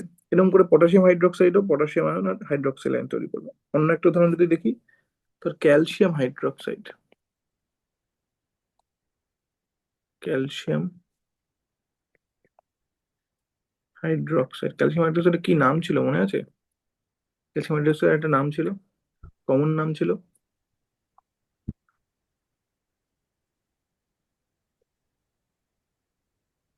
অ্যাটমিক স্ট্রাকচারে নোটগুলো আর জায়গাগুলো একবার ভালো করে দেখে আসবে পরের দিন আগে, নাহলে কিন্তু পরের দিন বুঝতে খুব অসুবিধা হবে। ক্যালসিয়াম হাইড্রক্সাইডের নাম ছিল হচ্ছে কলি চুন। ভালো করে দেখি, আমরা যে চুন use করি না, সাদা কালারের চুন, এটা basically calcium hydroxide. Calcium hydroxide জলীয় দ্রবণে, এবং সেটা একটা ক্ষার, জলীয় দ্রবণে ভেঙে গিয়ে শান্তনা আওয়াজ আওয়াজ হচ্ছে। দেবজানি হেডফোনটা একবার ইয়ে কর।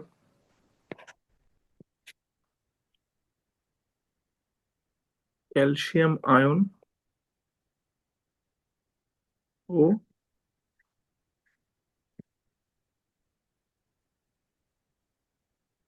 হাইড্রক্সিল আয়ন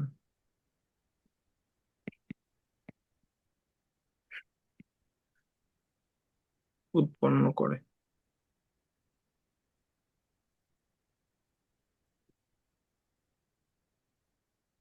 আচ্ছা, ক্যালসিয়াম হাইড্রোক্সাইড সংকেত কি হবে? CaOH whole two. কেন হোল টু? ক্যালসিয়ামের যোজ্যতা 2, তাই জন্য। এটা ভেঙে কি দেবে?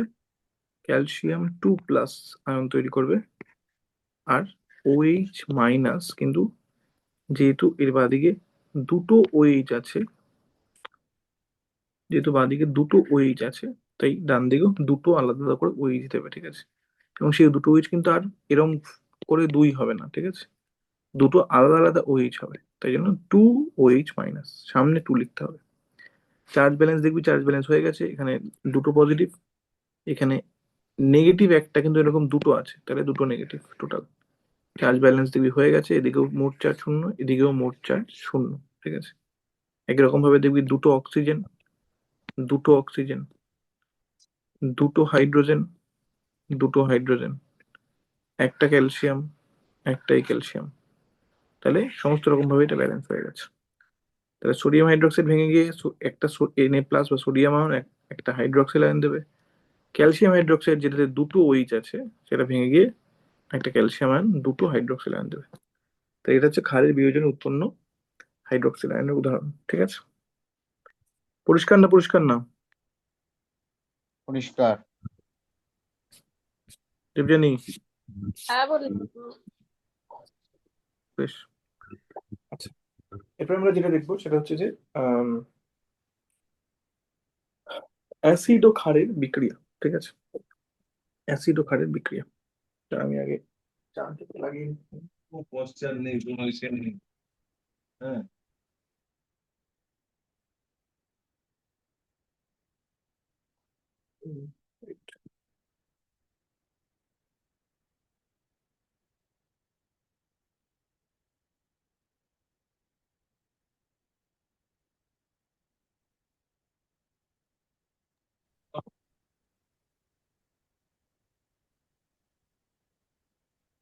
শান্তনুদা, হ্যাঁ, আছি, দা।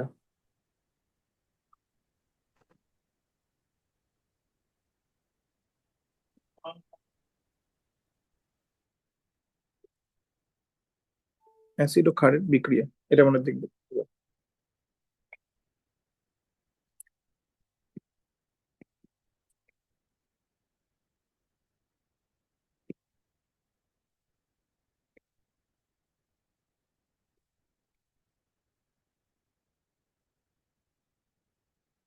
আচ্ছা, তাহলে অ্যাসিড ও ক্ষারের বিক্রিয়া কিরকম ভাবে হয় এবং তাতে কি উৎপন্ন হয় সেটা একটু বোঝার চেষ্টা করবো।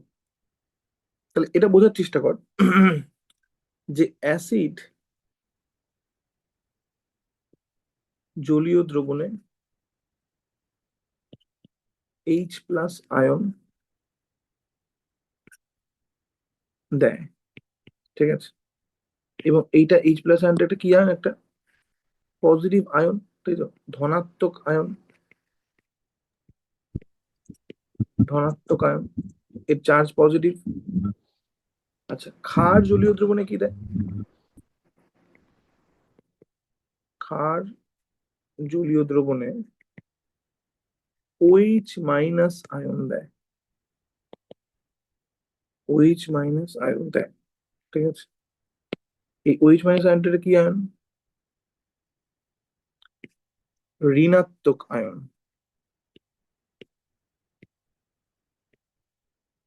ঋণাত্মক আয়ন। অ্যাসিড ও ক্ষারের বিক্রিয়া আসলে, অ্যাসিড ও ক্ষারের বিক্রিয়া আসলে H+ আয়ন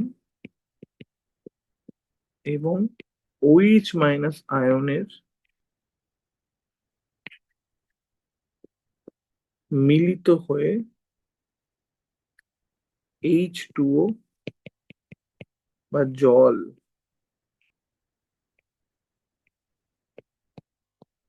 তৈরির বিক্রিয়া। তাহলে বোঝা যাচ্ছে সবার কি বলতে চাইছি, ঠিক আছে? তাহলে অ্যাসিড জলীয় দ্রবণে কি দেবে? H+ আয়ন দেবে, যেটা একটা ধনাত্মক বা পজিটিভ আয়ন। ক্ষার জলীয় দ্রবণে কি দেবে? OH- আয়ন দেবে, যেটা ঋণাত্মক বা নেগেটিভ আয়ন।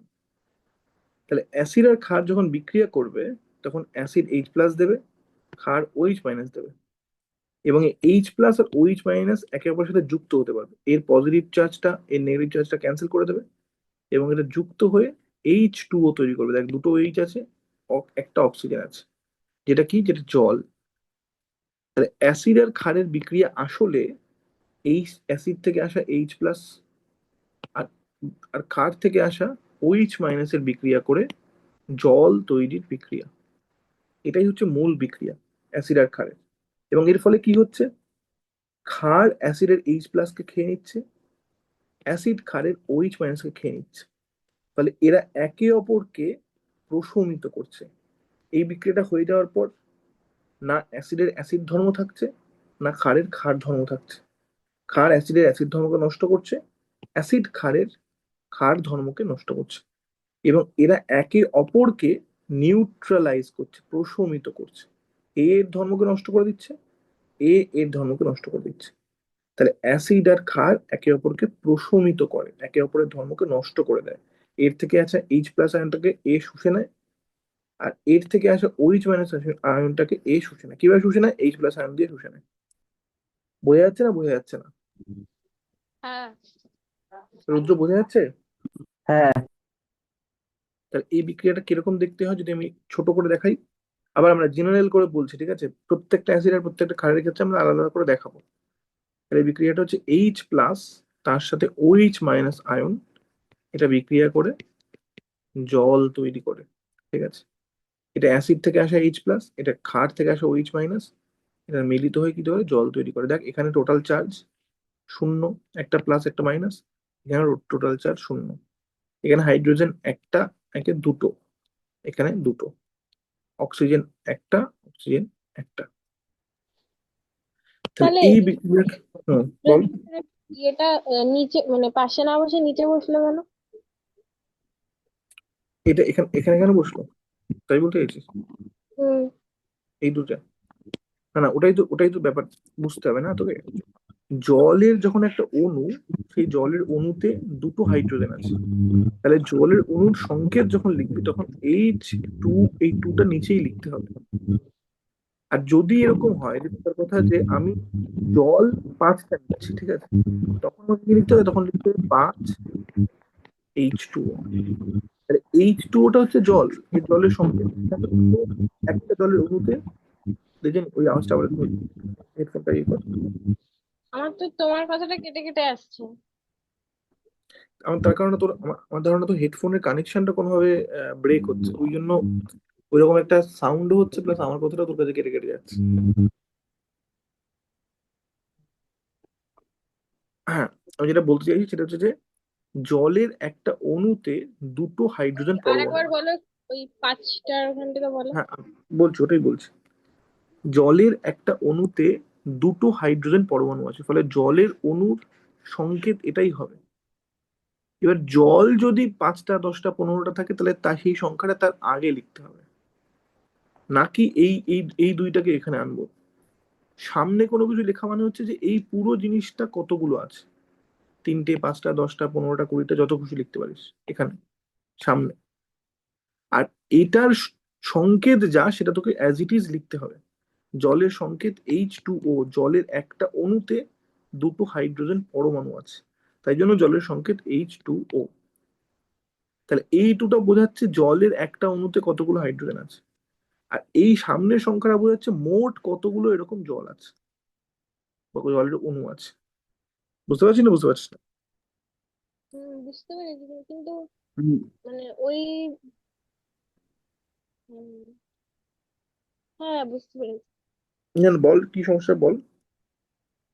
না, ওই মানে ওই বিক্রিয়া গুলোতে তো ওরকম হলো না, মানে এটা জলের বিক্রিয়া বলে ওখানে জলের অণু বোঝাতে একটু ব্যবহার করেছে, সেটা বুঝেছি। হুম, কিন্তু মানে মানে সময় নিয়ে বল, সময় নিয়ে বল কি বলতে চাইছিস।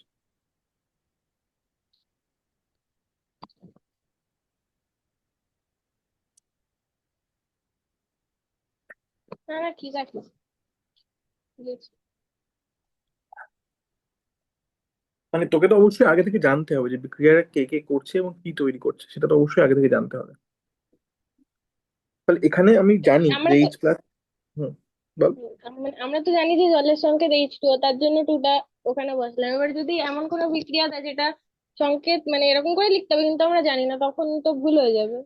হ্যাঁ, অবশ্যই ভুল হবে, সেই জন্য তো বললাম যে বিক্রিয়ার ক্ষেত্রে তোকে আইদার জানতে হবে অথবা অনুমান করতে হবে যে এই বিক্রিয়াটা কি তৈরি হতে পারে। তা না হলে তো তুই পারবি না লিখতে। বুঝতে পারছিস কি বলতে চাইছি আমি? হুম। হয় তোকে জানতে হবে যে এই বিক্রিয়াটা কি তৈরি হয়, আর না অনুমান করতে হবে যে এই বিক্রিয়াটা কি তৈরি হতে পারে। ঠিক আছে? না হলে তো তুই করতে পারবি না অবশ্যই। বুঝতে পেরেছিস? হ্যাঁ। আচ্ছা, তাহলে অ্যাসিড আর ক্ষারের মানে একে অপরকে প্রশমিত করার বিক্রিয়াটা কোনটা আসলে? এইচ প্লাস আর ওইচ মাইনাস। ঠিক আছে, এইটা যুক্ত হয়ে জল তৈরি করার বিক্রিয়া। এই বিক্রিয়াকেই এইভাবে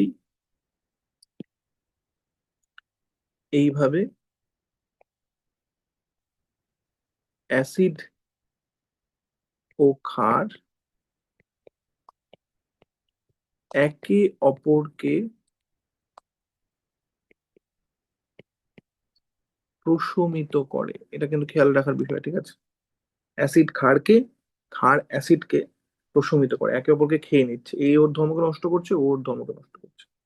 তো একে অপরকে তারা প্রশমিত করছে, এটা খেয়াল রাখতে হবে। এটাই হচ্ছে সেই প্রশমন বিক্রিয়ার মূল পার্টটা। ঠিক আছে?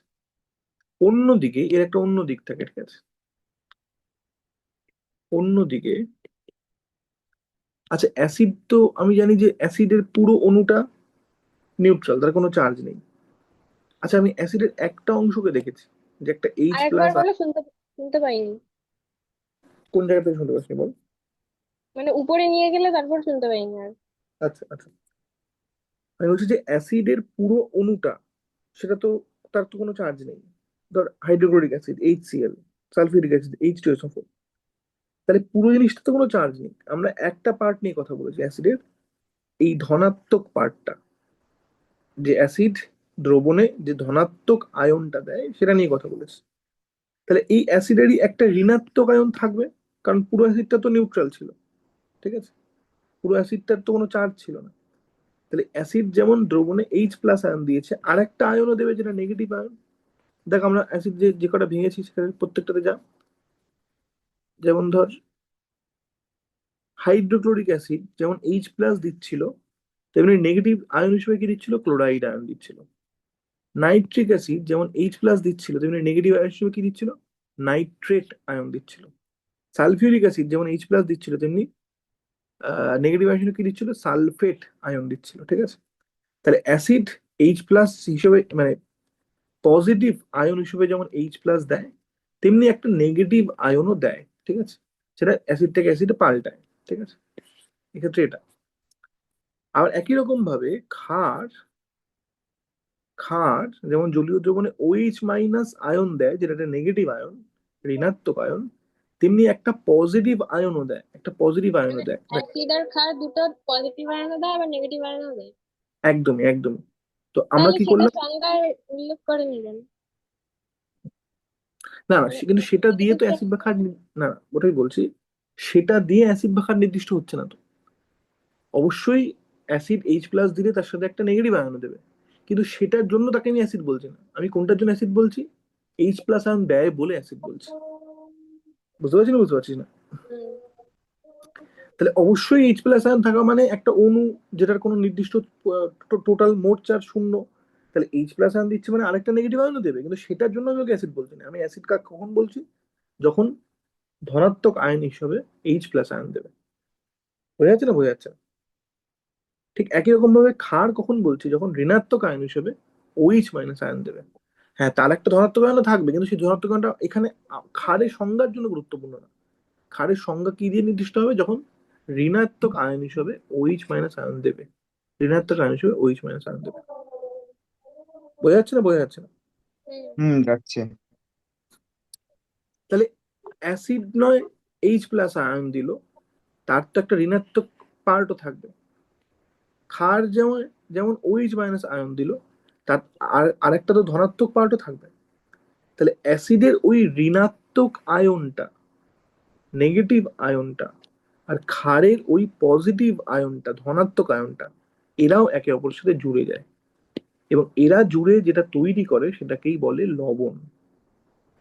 তাহলে আমরা তো আমাদের খাওয়ার লবণকে লবণ বলি, কিন্তু সায়েন্সে বা কেমিস্ট্রিতে লবণ মানে হচ্ছে কি, লবণ মানে হচ্ছে যে এমন একটা যৌগ যার একটা পজিটিভ পার্ট আছে, একটা নেগেটিভ পার্ট আছে। বেসিক্যালি জেনারেলি সেটা মানে H plus O H minus বাদ দিয়ে পজিটিভ আর নেগেটিভ পার্টটা।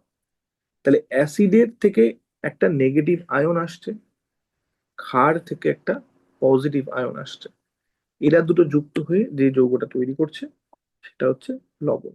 ঠিক আছে, তাহলে বুঝিয়ে লিখি। অন্যদিকে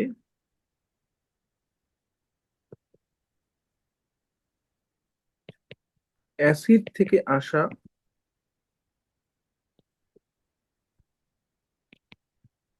ঋণাত্মক আয়ন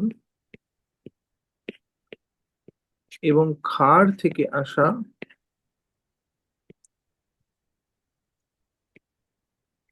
ধনাত্মক আয়ন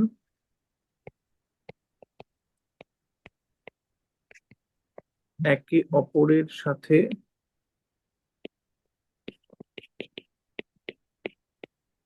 যুক্ত হয়ে লবণ তৈরি করে। ঠিক আছে, আবারও বুঝিয়ে বলছে কিন্তু, যে আমরা এতক্ষণ অব্দি অ্যাসিডের এইচ প্লাস মানে অ্যাসিডের পজিটিভ পার্টটা আর ক্ষারের নেগেটিভ পার্টটাকে দেখছিলাম। অ্যাসিডের পজিটিভ পার্টটা কোনটা, এইচ প্লাস, ক্ষারের নেগেটিভ পার্টটা কোনটা, ওইচ মাইনাস। এই দুটো বিক্রিয়া করে জল তৈরি করে। কিন্তু অ্যাসিডের একটা নেগেটিভ পার্টও আছে, ক্ষারের একটা পজিটিভ পার্টও আছে, এরা একে অপরের সাথে যুক্ত হয়ে যেটা তৈরি করছে সেটাকেই বলে লবণ। ঠিক আছে, তাহলে এটার জেনারেল ফর্মটা আমি কিভাবে দেখাতে পারি? তাহলে ইন জেনারেল আমি কোনো নির্দিষ্ট অ্যাসিডের নাম বা ক্ষারের নাম না নিয়ে বলার চেষ্টা করছি। এটা আমরা উদাহরণ দেখবো যে অ্যাসিডটা কিরকম, একটা অ্যাসিড কিরকম হবে। একটা অ্যাসিড হবে কিরকম দেখতে হবে, ধর এইচ এ, যেটা ভেঙে গিয়ে কি দেবে আসলে, যেটা ভেঙে গিয়ে দেবে এইচ প্লাস, তার সাথে একটা নেগেটিভ পার্টও থাকবে এ মাইনাস ধর। আর একটা ক্ষার কি হবে, যদি এরকম করে লিখি অ্যাসিড এটা, আর একটা ক্ষার ইন জেনারেল কিরকম দেখতে হবে, ধর বিওএইচ, সেটা কি হবে, সেটা ভেঙে গিয়ে একটা ওইচ মাইনাস দেবে, কিন্তু তার সাথে একটা পজিটিভ পার্টও থাকবে, ধর বি প্লাস। বোঝা যাচ্ছে না, বোঝা যাচ্ছে না? জেনারেল ইন হ্যাঁ জেনারেল বলতে হ্যাঁ কি বলতে চাইছি, এই এটা পাল্টাবে অ্যাসিড থেকে অ্যাসিডে। হাইড্রোক্লোরিক অ্যাসিডে এটা হচ্ছে সিএল, নাইট্রিক অ্যাসিডে এটা হচ্ছে NO3, সালফিউরিক অ্যাসিডে এটা হচ্ছে SO4। কিন্তু মূল ব্যাপারটা দেখতে এরকম হবে, এইচ এ, যেখানে একটা এইচ প্লাস থাকবে আর একটা এ মাইনাস, কিছু একটা মাইনাস থাকবে। একই রকম ভাবে ক্ষারে কি হবে, ক্ষারের মূল দেখতে ব্যাপারটা এরকম, BOH, এই বিটা পাল্টাবে ক্ষার থেকে ক্ষারে, কিন্তু OH পার্টটা কমনই থাকবে। তাহলে এর একটা পজিটিভ পার্ট থাকবে ধর বি প্লাস, আর একটা নেগেটিভ পার্ট থাকবে যেটা হচ্ছে OH মাইনাস। দেখছেন বোঝা যাচ্ছে না, বোঝা যাচ্ছে না? হ্যাঁ, বোঝা যাচ্ছে। তাহলে এরা যখন একে অপরের সাথে বিক্রিয়া করবে তখন কি করবে, বেসিক্যালি কি করছে ভালো করে বোঝার চেষ্টা কর। এই এইচ প্লাস আর OH মাইনাস একে অপরের সাথে বিক্রিয়া করে H2O বা জল তৈরি করছে, এবং এভাবেই অ্যাসিড ক্ষারকে এবং ক্ষার অ্যাসিডকে প্রশমিত করছে। উল্টো দিকে বা পাশাপাশি এই বি প্লাসটা এই এ মাইনাসের সাথে বিক্রিয়া করে লবণ তৈরি করছে। তাহলে ক্ষারের ধনাত্মক পার্টটা আর অ্যাসিডের ঋণাত্মক পার্টটা বিক্রিয়া করে লবণ তৈরি করছে। তাহলে এই বিক্রিয়াটাকে যদি আমি পুরোপুরি লিখি তাহলে কি হবে, তাহলে আচ্ছা আগে আমি এখানে দেখিয়ে দিই যে এরা বিক্রিয়া করবে একে অপরের সাথে, আবার এরা বিক্রিয়া করবে একে অপরের সাথে। তাহলে এটাকে পুরোপুরি লিখলে আমি কিভাবে লিখবো, এইচ এ প্লাস BOH, সেটা কিভাবে বিক্রিয়া করবে, এই এইচটা এই OH এর সাথে যুক্ত হয়ে জল তৈরি করবে, আর এই এটা বেসিক্যালি এ মাইনাস ফর্মে বি প্লাসের সাথে যুক্ত হয়ে নতুন একটা যৌগ তৈরি করবে BA। কেন BA লিখলাম, জেনারেলি যেটা প্লাস সেটাকে আগে লেখা হয়। ঠিক আছে, তাহলে এইটা হচ্ছে আমার লবণ, এইটা হচ্ছে আমার জল, এইটা ছিল অ্যাসিড, এইটা ছিল ক্ষার। পরিষ্কার না পরিষ্কার না, দেখ ভালো করে বোঝার চেষ্টা কর, কিন্তু এটা বাড়িতে এই জায়গাটা ভালো করে পড়বি কিন্তু। কোনো প্রশ্ন থাকলে জিজ্ঞাসা কর কিন্তু। মানে না নেই। দেবজানি, না নেই। বুঝতে পারছি একটুখানি খটোমটো লাগছে হয়তো ব্যাপারটা, এটা বাড়িতে ভালো করে দেখলে আমার ধারণা পরিষ্কার হবে, এবং তারপরে কোনো প্রশ্ন থাকলে অবশ্যই আমাকে পরের দিন এসে জিজ্ঞাসা করবি। তাহলে যদি এক লাইনে আমাকে বলতে হয় অ্যাসিড আর ক্ষার কি করে, ঠিক আছে, তাহলে এরকম করে বলবো যে অ্যাসিড এবং ক্ষার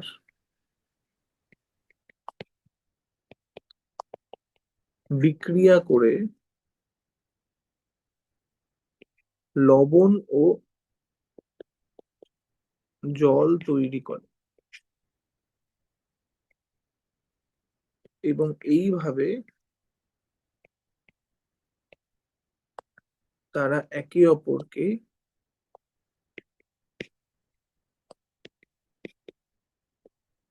প্রশমিত করে, একে অপরকে প্রশমিত করে দেয়, একে অপরকে নিউট্রালাইজ করে দেয়, ঠিক আছে। এবার আমরা কিছু বাস্তব উদাহরণ দেখে একটা দুটো দুটো উদাহরণ দেখবো। ধর hydrochloric acid, hydrochloric acid hydrochloric acid এটা হচ্ছে অ্যাসিড, সোডিয়াম হাইড্রোক্সাইডের সাথে বিক্রিয়া করে, সোডিয়াম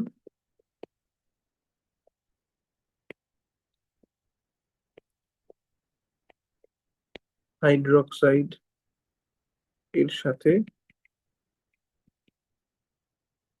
বিক্রিয়া করে কি তৈরি করবে দেখা যাক আগে, তারপর আমরা ওখানে লিখছি। হাইড্রোক্লোরিক অ্যাসিড হচ্ছে HCl, সোডিয়াম হাইড্রোক্সাইড হচ্ছে NaOH, ঠিক আছে। তাহলে আবারও এইটা হচ্ছে আমার অ্যাসিড, এটা হচ্ছে আমার ক্ষার। তাহলে এর H+ এর OH- এর সাথে যুক্ত হয়ে জল তৈরি করে, প্রথম ওটা লিখে দিই আগে সহজ জিনিসটা। পড়ে থাকলো কি, এখান থেকে আসবে একটা Na+, এটা ভেঙে, আর এটা ভেঙে আসবে একটা Cl-, তাহলে তার একেবারে সাথে যুক্ত হয়ে কি তৈরি করবে, NaCl। তাহলে এইটা হয়ে গেল আমার জল, এইটা হয়ে গেল আমার লবণ, যেটা এক্ষেত্রে কি, সোডিয়াম ক্লোরাইড। এবার বোঝা যাচ্ছে আমি কি বলতে চাইছি ব্যাপারটা। আমার এই বিক্রিয়াগুলো হয় না, কোনটা ভেঙে কি তৈরি হবে। হ্যাঁ, ওই জন্যই আমি শুধু ওই জন্যই আমি শুধু উত্তরটা বলে দিচ্ছি না যে এরকম করে এটা হবে, আমি একটা সেন্স ডেভেলপ করার চেষ্টা করছি কিন্তু, এই জন্যই এতগুলো কথা বলা। আমি একবারই বলে দিতে পারতাম অ্যাসিড আর ক্ষার বিক্রিয়া করে লবণ ও জল তৈরি করে, ঠিক আছে। আমি বোঝানোর চেষ্টা করছি যে কিভাবে এটা এই সেন্সটা তৈরি করা যায়, যে আসলে কি হতে পারে, ঠিক আছে। কারণ সব বিক্রিয়া তো মনে রাখা সম্ভব হবে না, ফলে এই সেন্সটা ডেভেলপ করলে, যে ক্ষেত্রে তুই জানবি না এক্ষেত্রে কি হবে, সেখানেও একটা একটা বেসিক সেন্স থাকবে যে আচ্ছা কি হতে পারে। তার মানে এইখান থেকে আসা Na+টা, এটা ক্ষার, এটা OH- আর Na+-এ ভাঙবে, এটা অ্যাসিড, এটা H+ আর Cl- এ ভাঙবে, এখান থেকে আসা Na+টা এখান থেকে আসা Cl- এর সাথে যুক্ত হয়ে NaCl তৈরি হবে, এটাকেই বলে, এটা লবণ একটা। বোঝা যাচ্ছে তো? হুম। রুদ্র, হ্যাঁ তুই শুনছিস এত মন দিয়ে? আমার তো মনে হচ্ছে না তুই শুনছিস। হ্যাঁ শুনছি, কেন শুনবো? কেন শোনো? মাইকটা অফ ছিল, বারবার হ্যাঁ বলি। হাইড্রোক্লোরিক অ্যাসিড সোডিয়াম হাইড্রোজেনের সাথে বিক্রিয়া করে সোডিয়াম ক্লোরাইড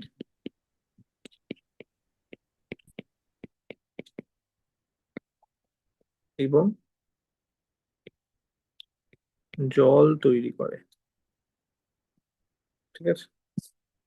আচ্ছা, আরেকটা উদাহরণ কি দেখা যেতে পারে, আরেকটা উদাহরণ কি দেখা যেতে পারে ধর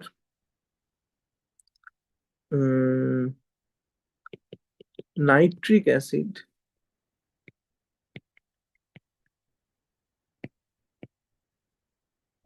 পটাশিয়াম হাইড্রোক্সাইডের সাথে বিক্রিয়া করে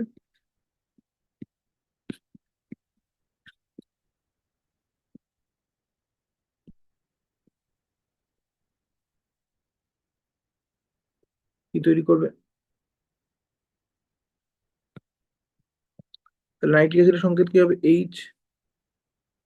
HNO3। পটাশিয়াম হাইড্রোক্সাইড কি হবে? KOH। আর অবশ্যই এই এইচটা এই OH এর সাথে যুক্ত হয়ে H2O তৈরি করবে। আর একটা জিনিস কি তৈরি হবে? লবণটা এখানে কি তৈরি হবে? যেগুলো সেম সেম আছে সেগুলো একসাথে যুক্ত হয়ে যাবে। হ্যাঁ, তাহলে বাদ বাকি কি পড়ে রইলো? ক্ষার থেকে কি তাহলে তো পড়ে রইলো? ওটাও যুক্ত হবে। বল বল বল। KNO3 হবে। KNO3 হবে। তাহলে এটা হচ্ছে এখানে লবণ, এটা জল, পটাশিয়াম নাইট্রেট এটা। Potassium nitrate. হ্যাঁ, এটা হচ্ছে অ্যাসিড, এটা হচ্ছে ক্ষার। পরিষ্কার হয়ে গেল? কঠিন কিছু দেখছিস কি নাকি সহজই? একটু ভালো করে বাড়িতে সবই দেখবি। কঠিন কঠিন লাগে। হ্যাঁ, এটা ভালো হ্যাঁ করে বাড়িতে দেখবি, নতুন নতুন শিখছিস তো। ভালো করে বাড়িতে দেখবি, দেখবি এর মধ্যে একটা প্যাটার্ন দেখলেই, প্যাটার্নটা খুঁজে পেলেই বুঝতে পারবি যে ব্যাপারটা খুব কঠিন নয়। তাহলে নাইট্রিক অ্যাসিড পটাশিয়াম হাইড্রোক্সাইডের সাথে বিক্রিয়া করে পটাশিয়াম নাইট্রেট, এই জিনিসটার নাম পটাশিয়াম নাইট্রেট। NO3 হচ্ছে নাইট্রেট মূলকের চিহ্ন। ভালো করে দেখবি আগে, অ্যাটমিক স্ট্রাকচারের ওই জায়গাটা ভালো করে একবার দেখবি, তাহলে কিন্তু এখানে নামগুলো সব গুলিয়ে যাবে, নাম সংকেত সব গুলিয়ে যাবে। পটাশিয়াম নাইট্রেট এবং জল তৈরি করে। হয়ে গেল? তাহলে অ্যাসিড ক্ষারের বিক্রিয়ার উদাহরণ আমরা দেখে নিলাম। আচ্ছা, এরপরে একটা ছোট্ট জিনিস আমরা পড়বো, সেটাকে বলে নির্দেশক। ঠিক আছে? নির্দেশক, এটাকে বলে, ইংলিশে বলে ইন্ডিকেটর। ঠিক আছে? ইন্ডিকেটর কি জিনিস? কোনটা ব্যথা করছে আমার?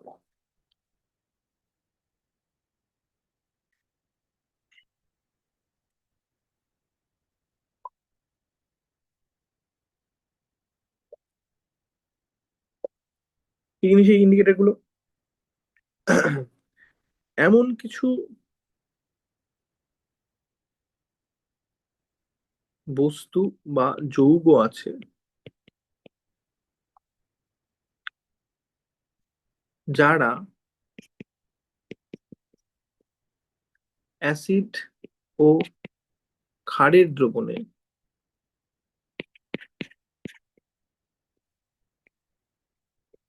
উপস্থিত থেকে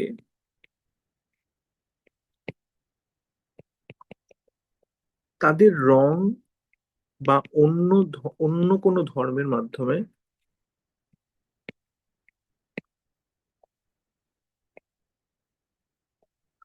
বোঝাতে পারে যে দ্রবণটিতে কোনটি বেশি বর্তমান,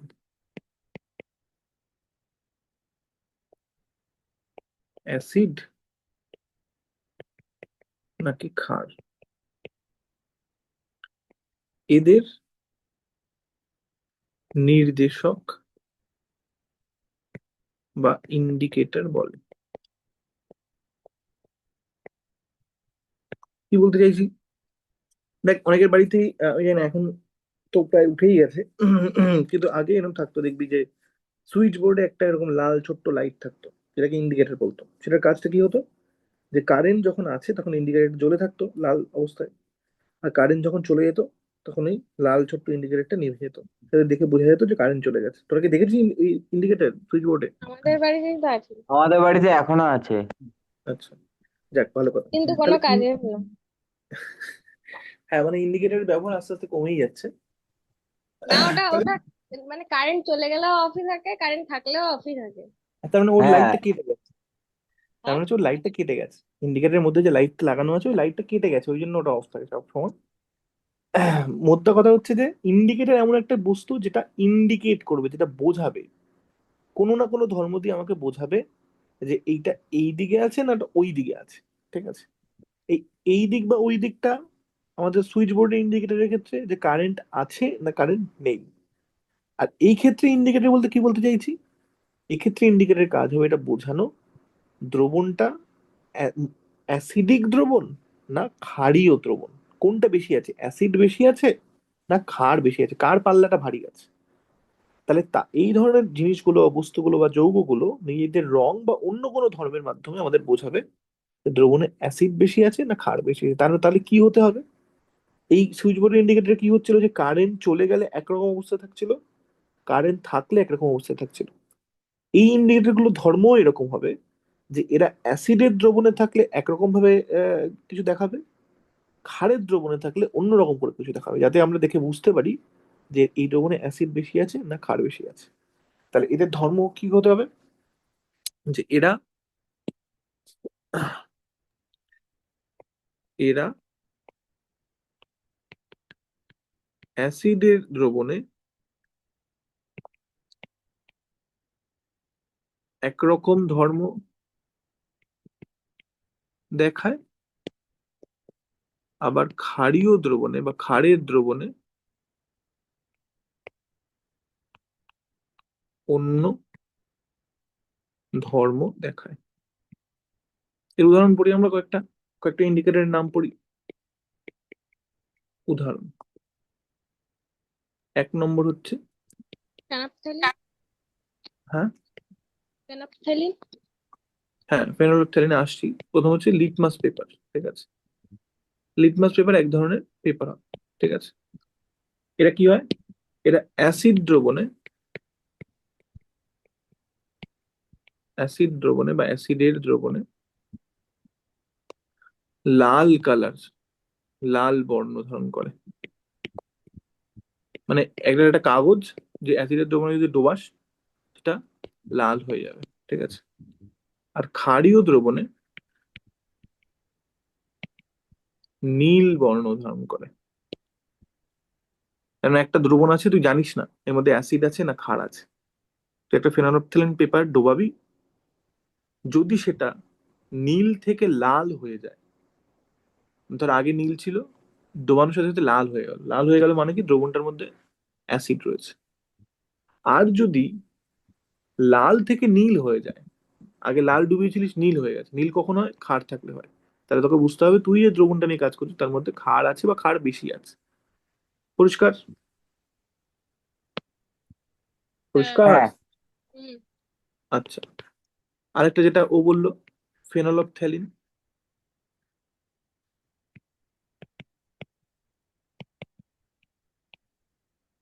ফেনোলফথ্যালিন এটা কি হয়, এটা অ্যাসিডের দ্রবণে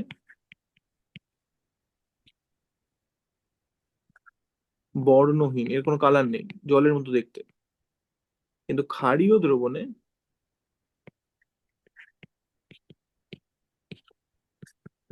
বেগুনি বা গোলাপি, ঠিক আছে, কালারটা ওরকম বেগুনি গোলাপি মাঝামাঝি কিছু একটা বর্ণ ধারণ করে। তার মানে তুই যদি একটা অজানা দ্রবণে কয়েক ফোঁটা ফেনোলফথ্যালিন হচ্ছে, যেমন লিটমাসটা কাগজ, ফেনোলফথ্যালিন একটা দ্রবণ হয় এরকম লিকুইড, 1 ড্রপ 2 ড্রপ করে অ্যাড করে। তো ধর একটা এরকম তোর কাছে টেস্ট টিউব আছে, এই টেস্ট টিউবে তুই কয়েক কয়েক ফোঁটা ফেনোলফথ্যালিন দিলি, কোনো কালার এলো না, তার মানে ওই ওই দ্রবণটা হয়তো অ্যাসিডের দ্রবণ, ঠিক আছে। যদি অ্যাসিড ক্ষার কোনোটা না হয় তাও বর্ণহীনই থাকে। ক্ষারীয় দ্রবণ হলে সেটা কি হয়ে যাবে, তখনই সেটা ফেনোলফথ্যালিন দেওয়ার সাথে সাথেই সেই কালারটা হালকা পিঙ্ক বা গোলাপ বেগুনির দিকে চলে যাবে, সেখান থেকে বোঝা যাবে ওটা ক্ষারীয় দ্রবণ, ঠিক আছে। যদি আচ্ছা দুটো সমান হয় তাহলে কি করে বুঝবো? জোরে বল, শুনতে পেলাম না। যদি দুটোই সমান হয় তাহলে কি করে বুঝবো? বোঝা যাবে না, ফেনোলফথ্যালিন দিয়ে ওটা বোঝা যাবে না। ফেনোলফথ্যালিন দিয়ে যদি বেগুনি বা গোলাপি কালার আসে তাহলে বোঝা যাবে ওটা ক্ষারীয়, যদি কোনো কালার না আসে তাহলে বোঝা যাবে ক্ষারীয় নয়। এবার ক্ষারীয় নয় হলে দুটো অপশন হতে পারে, একটা হচ্ছে অ্যাসিডিক, একটা হচ্ছে প্রশম। প্রশম মানে হচ্ছে দুটোই সমান পরিমাণে আছে, তাহলে প্রশম দ্রবণেও ফেনোলফথ্যালিন তাহলে তো বর্ণহীন। ফেনালিফথ্যালিন দিয়ে সঠিক নির্দেশ করা যাবে না। আহ ক্ষার আছে কি ক্ষার নেই সেটা নির্দেশ করা যাবে, ঠিক আছে, কিন্তু অ্যাসিড আছেই কিনা এটা সঠিক হয়ে বলা যাবে না। হুম। একদমই তাই, বুঝতে পেরেছিস? হুম। আচ্ছা, আমরা একটা দুটো মানে ফেনোলফথ্যালিন কিভাবে ব্যবহার করে একটু দেখি, তাই আমরা একটু ফিল পাবো ব্যাপারটা। কোথায় গেল আমাদের? দাঁড়া।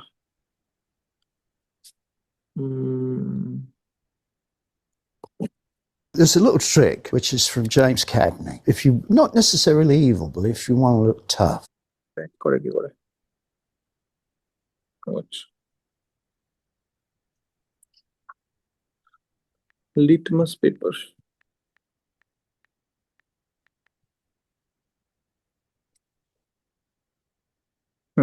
দেখ, লিটমাস টেস্টের video.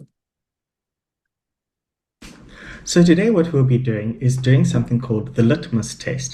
Now to do the litmus test you need litmus paper, and because it's a lockdown I don't actually have any litmus paper at home. So when we're testing these liquids we need to use both the red and the blue litmus. আচ্ছা, তাহলে যেহেতু তুই আগে থেকে জানিস না দ্রবণটা acidic না ক্ষারীয়, আবার বলছি, লিটমাস অ্যাসিডীয় দ্রবণে লিটমাস কি হয়ে যাবে? লাল হয়ে যাবে, ঠিক আছে? তাহলে এবং ক্ষারীয় দ্রবণে লিটমাস কি হয়ে যাবে? নীল হয়ে যাবে। তাহলে যেহেতু তুই আগে থেকে জানিস না যে দ্রবণটা ক্ষারীয় না অ্যাসিডিক, তাহলে তোকে দুটোই ডোবাতে হবে, একটা নীল লিটমাস ডোবাতে হবে, একটা লাল লিটমাস ডোবাতে হবে, ঠিক আছে? যদি অ্যাসিডিক দ্রবণ হয়, লাল লিটমাসটা কোনো কালার চেঞ্জ হবে না, লালটা লালই থেকে যাবে, নীলটা উল্টে আরো লাল হয়ে যাবে। একই রকম ভাবে যদি দ্রবণটা ক্ষারীয় দ্রবণ হয়, ক্ষারীয় দ্রবণে লিটমাস নীল হয়ে যায়, তাহলে নীলটার কোনো কালার চেঞ্জ হবে না, লালটা উল্টে নীল হয়ে যাবে। তাহলে মোদ্দা কথা যেটা বলতে চাইছি, তোকে দুটোই ডোবাতে হবে যদি তুই আগে থেকে না জানিস। এটা পরিষ্কার না? পরিষ্কার না? হ্যাঁ, কিন্তু পরিষ্কার। যদি বল বলবো? একজন। দেবযানী বল। যদি দ্রবণটা প্রশম হয় তাহলে তো সেটা লিটমাস দিয়ে বোঝা যাবে না। না, তাহলে নীল আর লাল কোনোটারই চেঞ্জ হবে না। না, বোঝা যাবে, নীলটা নীলই থাকবে, লালটা লালই থাকবে, দুটোরই কোনো কালার চেঞ্জ হবে না। বুঝতে পারছিস না? বুঝতে পারছিস না? হুম। আচ্ছা, রুদ্র কি বলছিলিস বল। না না আমি কিছু বলিনি। আচ্ছা, এবার দেখা যাক তিনটের Litmus ক্ষেত্রে কি হয়। paper, as you can see over here. And the reason for that is the following. When you put blue litmus paper into a base and you pull it out, the blue litmus paper remains blue. So I always think আচ্ছা, when you তাহলে দেখ, প্রথমটা কি করলো, এই দ্রবণটা যখন ডোবালো, নীলটা নীলই থাকলো। এখন নীলটা নীল কখন থাকতে পারে ভালো করে বোঝার চেষ্টা করি। ক্ষারীয় দ্রবণে লিটমাস পেপার নীল থাকে, তাহলে হতে পারে এই দ্রবণটা ক্ষারীয়, তাই নীল লিটমাস ডোবানোর জন্য কোনো চেঞ্জ হলো না। আবার এটাও হতে পারে দ্রবণটা প্রশম, না ক্ষারীয় না অ্যাসিডিক, সেখানেও কিন্তু লিটমাস পেপারের কালারে কোনো চেঞ্জ হবে না। তাহলে শুধু নীল, ভালো করে বোঝার চেষ্টা করো, শুধু নীল লিটমাস ডুবিয়ে কোনো কালার চেঞ্জ হলো না, তার মানে দ্রবণটা অন্তত অ্যাসিডিক নয়, ক্ষারীয় হতে পারে, কারণ ক্ষারীয়তে নীল লিটমাস নীলই থাকবে, লাল লিটমাসও নীল হয়ে যাবে, আবার প্রশমও হতে পারে যেখানে কোনো লিটমাসের এই কালার কোনো চেঞ্জ হয় না। তাহলে তো কি করে বোঝা যাবে প্রশম নাকি ক্ষারীয়? লালটা ডোবানোর পর বোঝা যাবে, ঠিক আছে? পরিষ্কার তো না? পরিষ্কার না? পরিষ্কার। হ্যাঁ। of it as the three B's: blue, base, blue. Does it make any sense? The blue remained blue, therefore it is a base. Hope that makes sense. When you put the red litmus paper in and you pull it out, the red litmus paper turns blue as well. তাহলে এই দ্রবণে লাল litmus ডোবালে সেটা নীল হয়ে গেল। তাহলে এবার পরিষ্কার দ্রবণটা কি? দ্রবণটা হচ্ছে ক্ষারীয়। বোঝা গেল না? বোঝা গেল না? চেঞ্জটা দেখতে পেলি কত ঝট করে চেঞ্জটা হলো? হুম। একদম পরিষ্কার বোঝা যাচ্ছে স্পষ্ট লাল আর নীলের পার্থক্যটা। তাহলে এরকম করে এটাকে এরকম করে আমরা লিখতে পারতাম, তাহলে একটু বুঝতে সুবিধা হতো। দাঁড়া,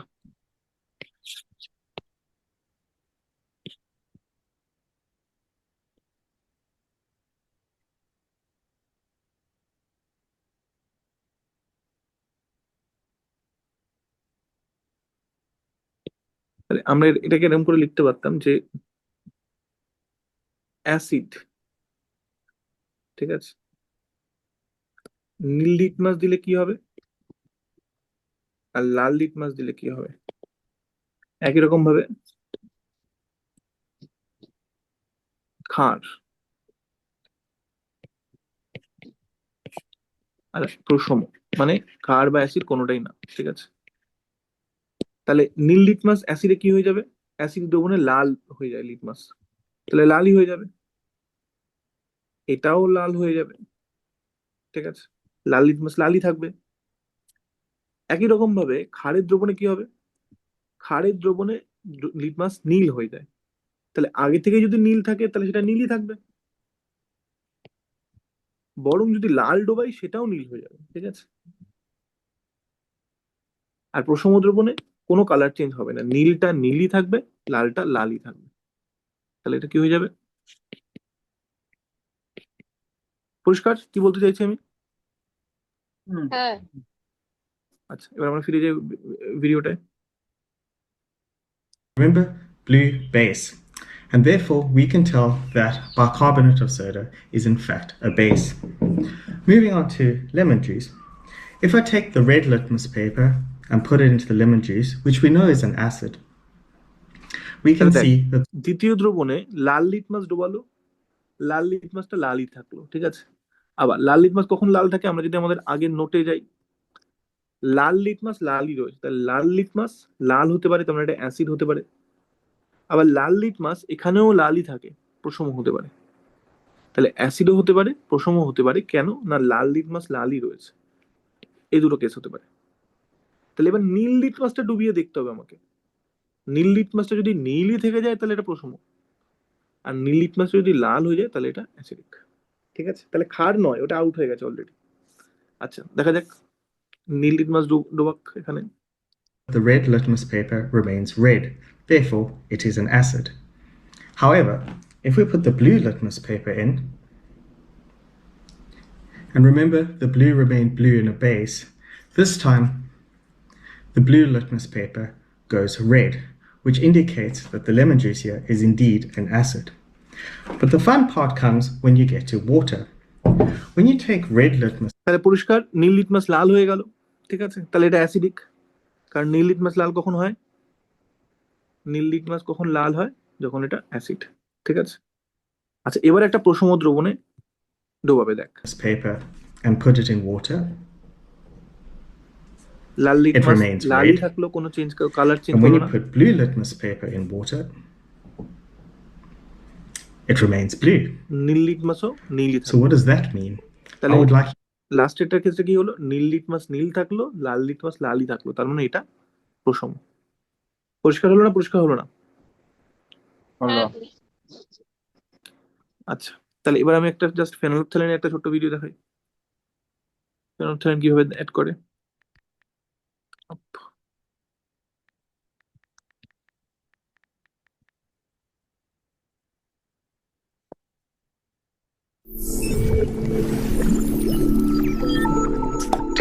আচ্ছা, ফেনোলফথ্যালিন কি হয়, অ্যাসিড বা প্রশম দ্রবণে বর্ণহীনই থাকে, ক্ষারীয় দ্রবণে একটা বেগুনি, পিঙ্ক বেগুনি ওইরকম ধরনের কালার অর্জন করে, ঠিক আছে।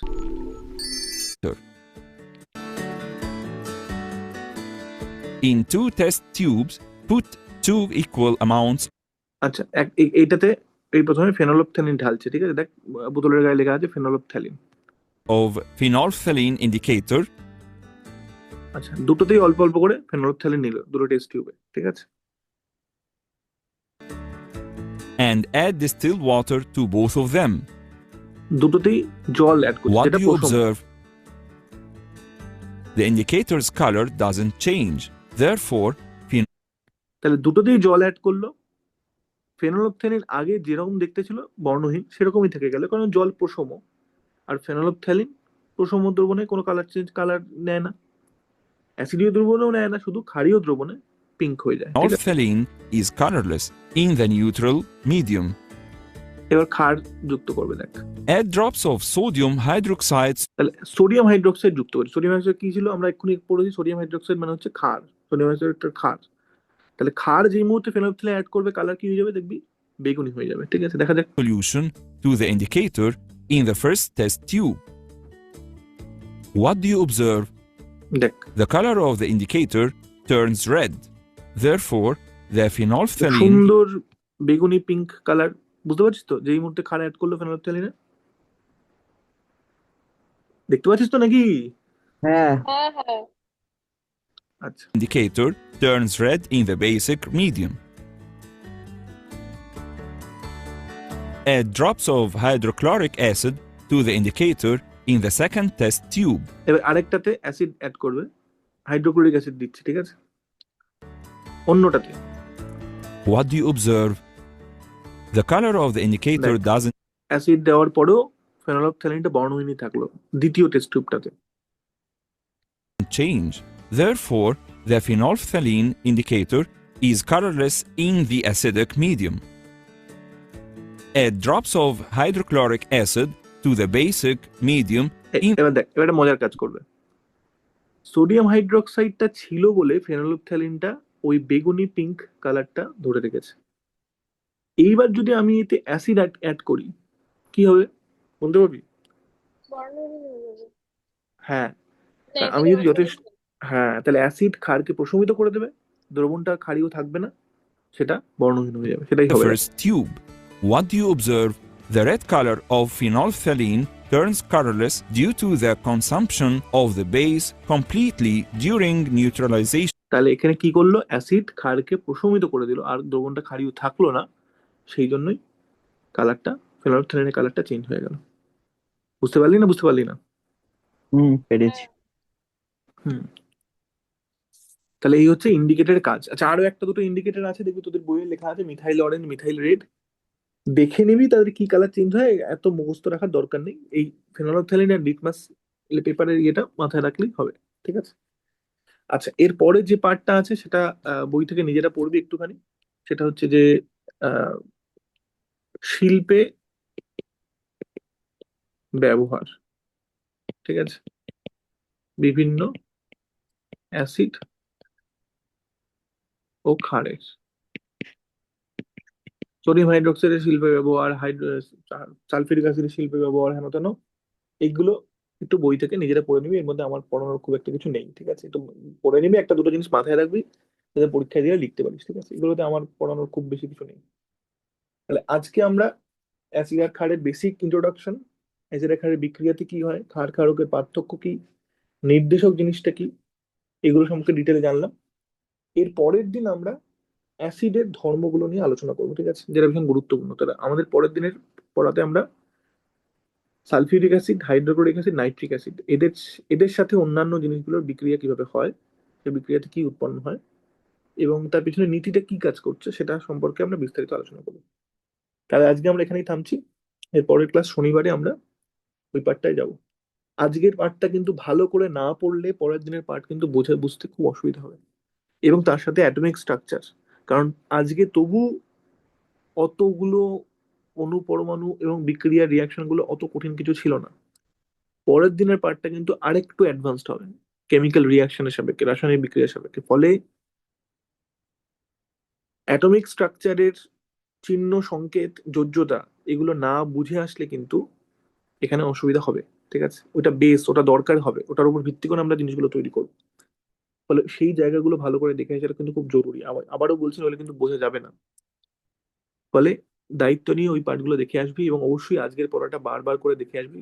অনেকগুলো ছোট ছোট ছোট ছোট কনসেপচুয়াল জায়গা আছে কিন্তু, ঠিক আছে? হুম। যা, আজকে এইটুকুই তাহলে। পরের দিন 11:30 থেকে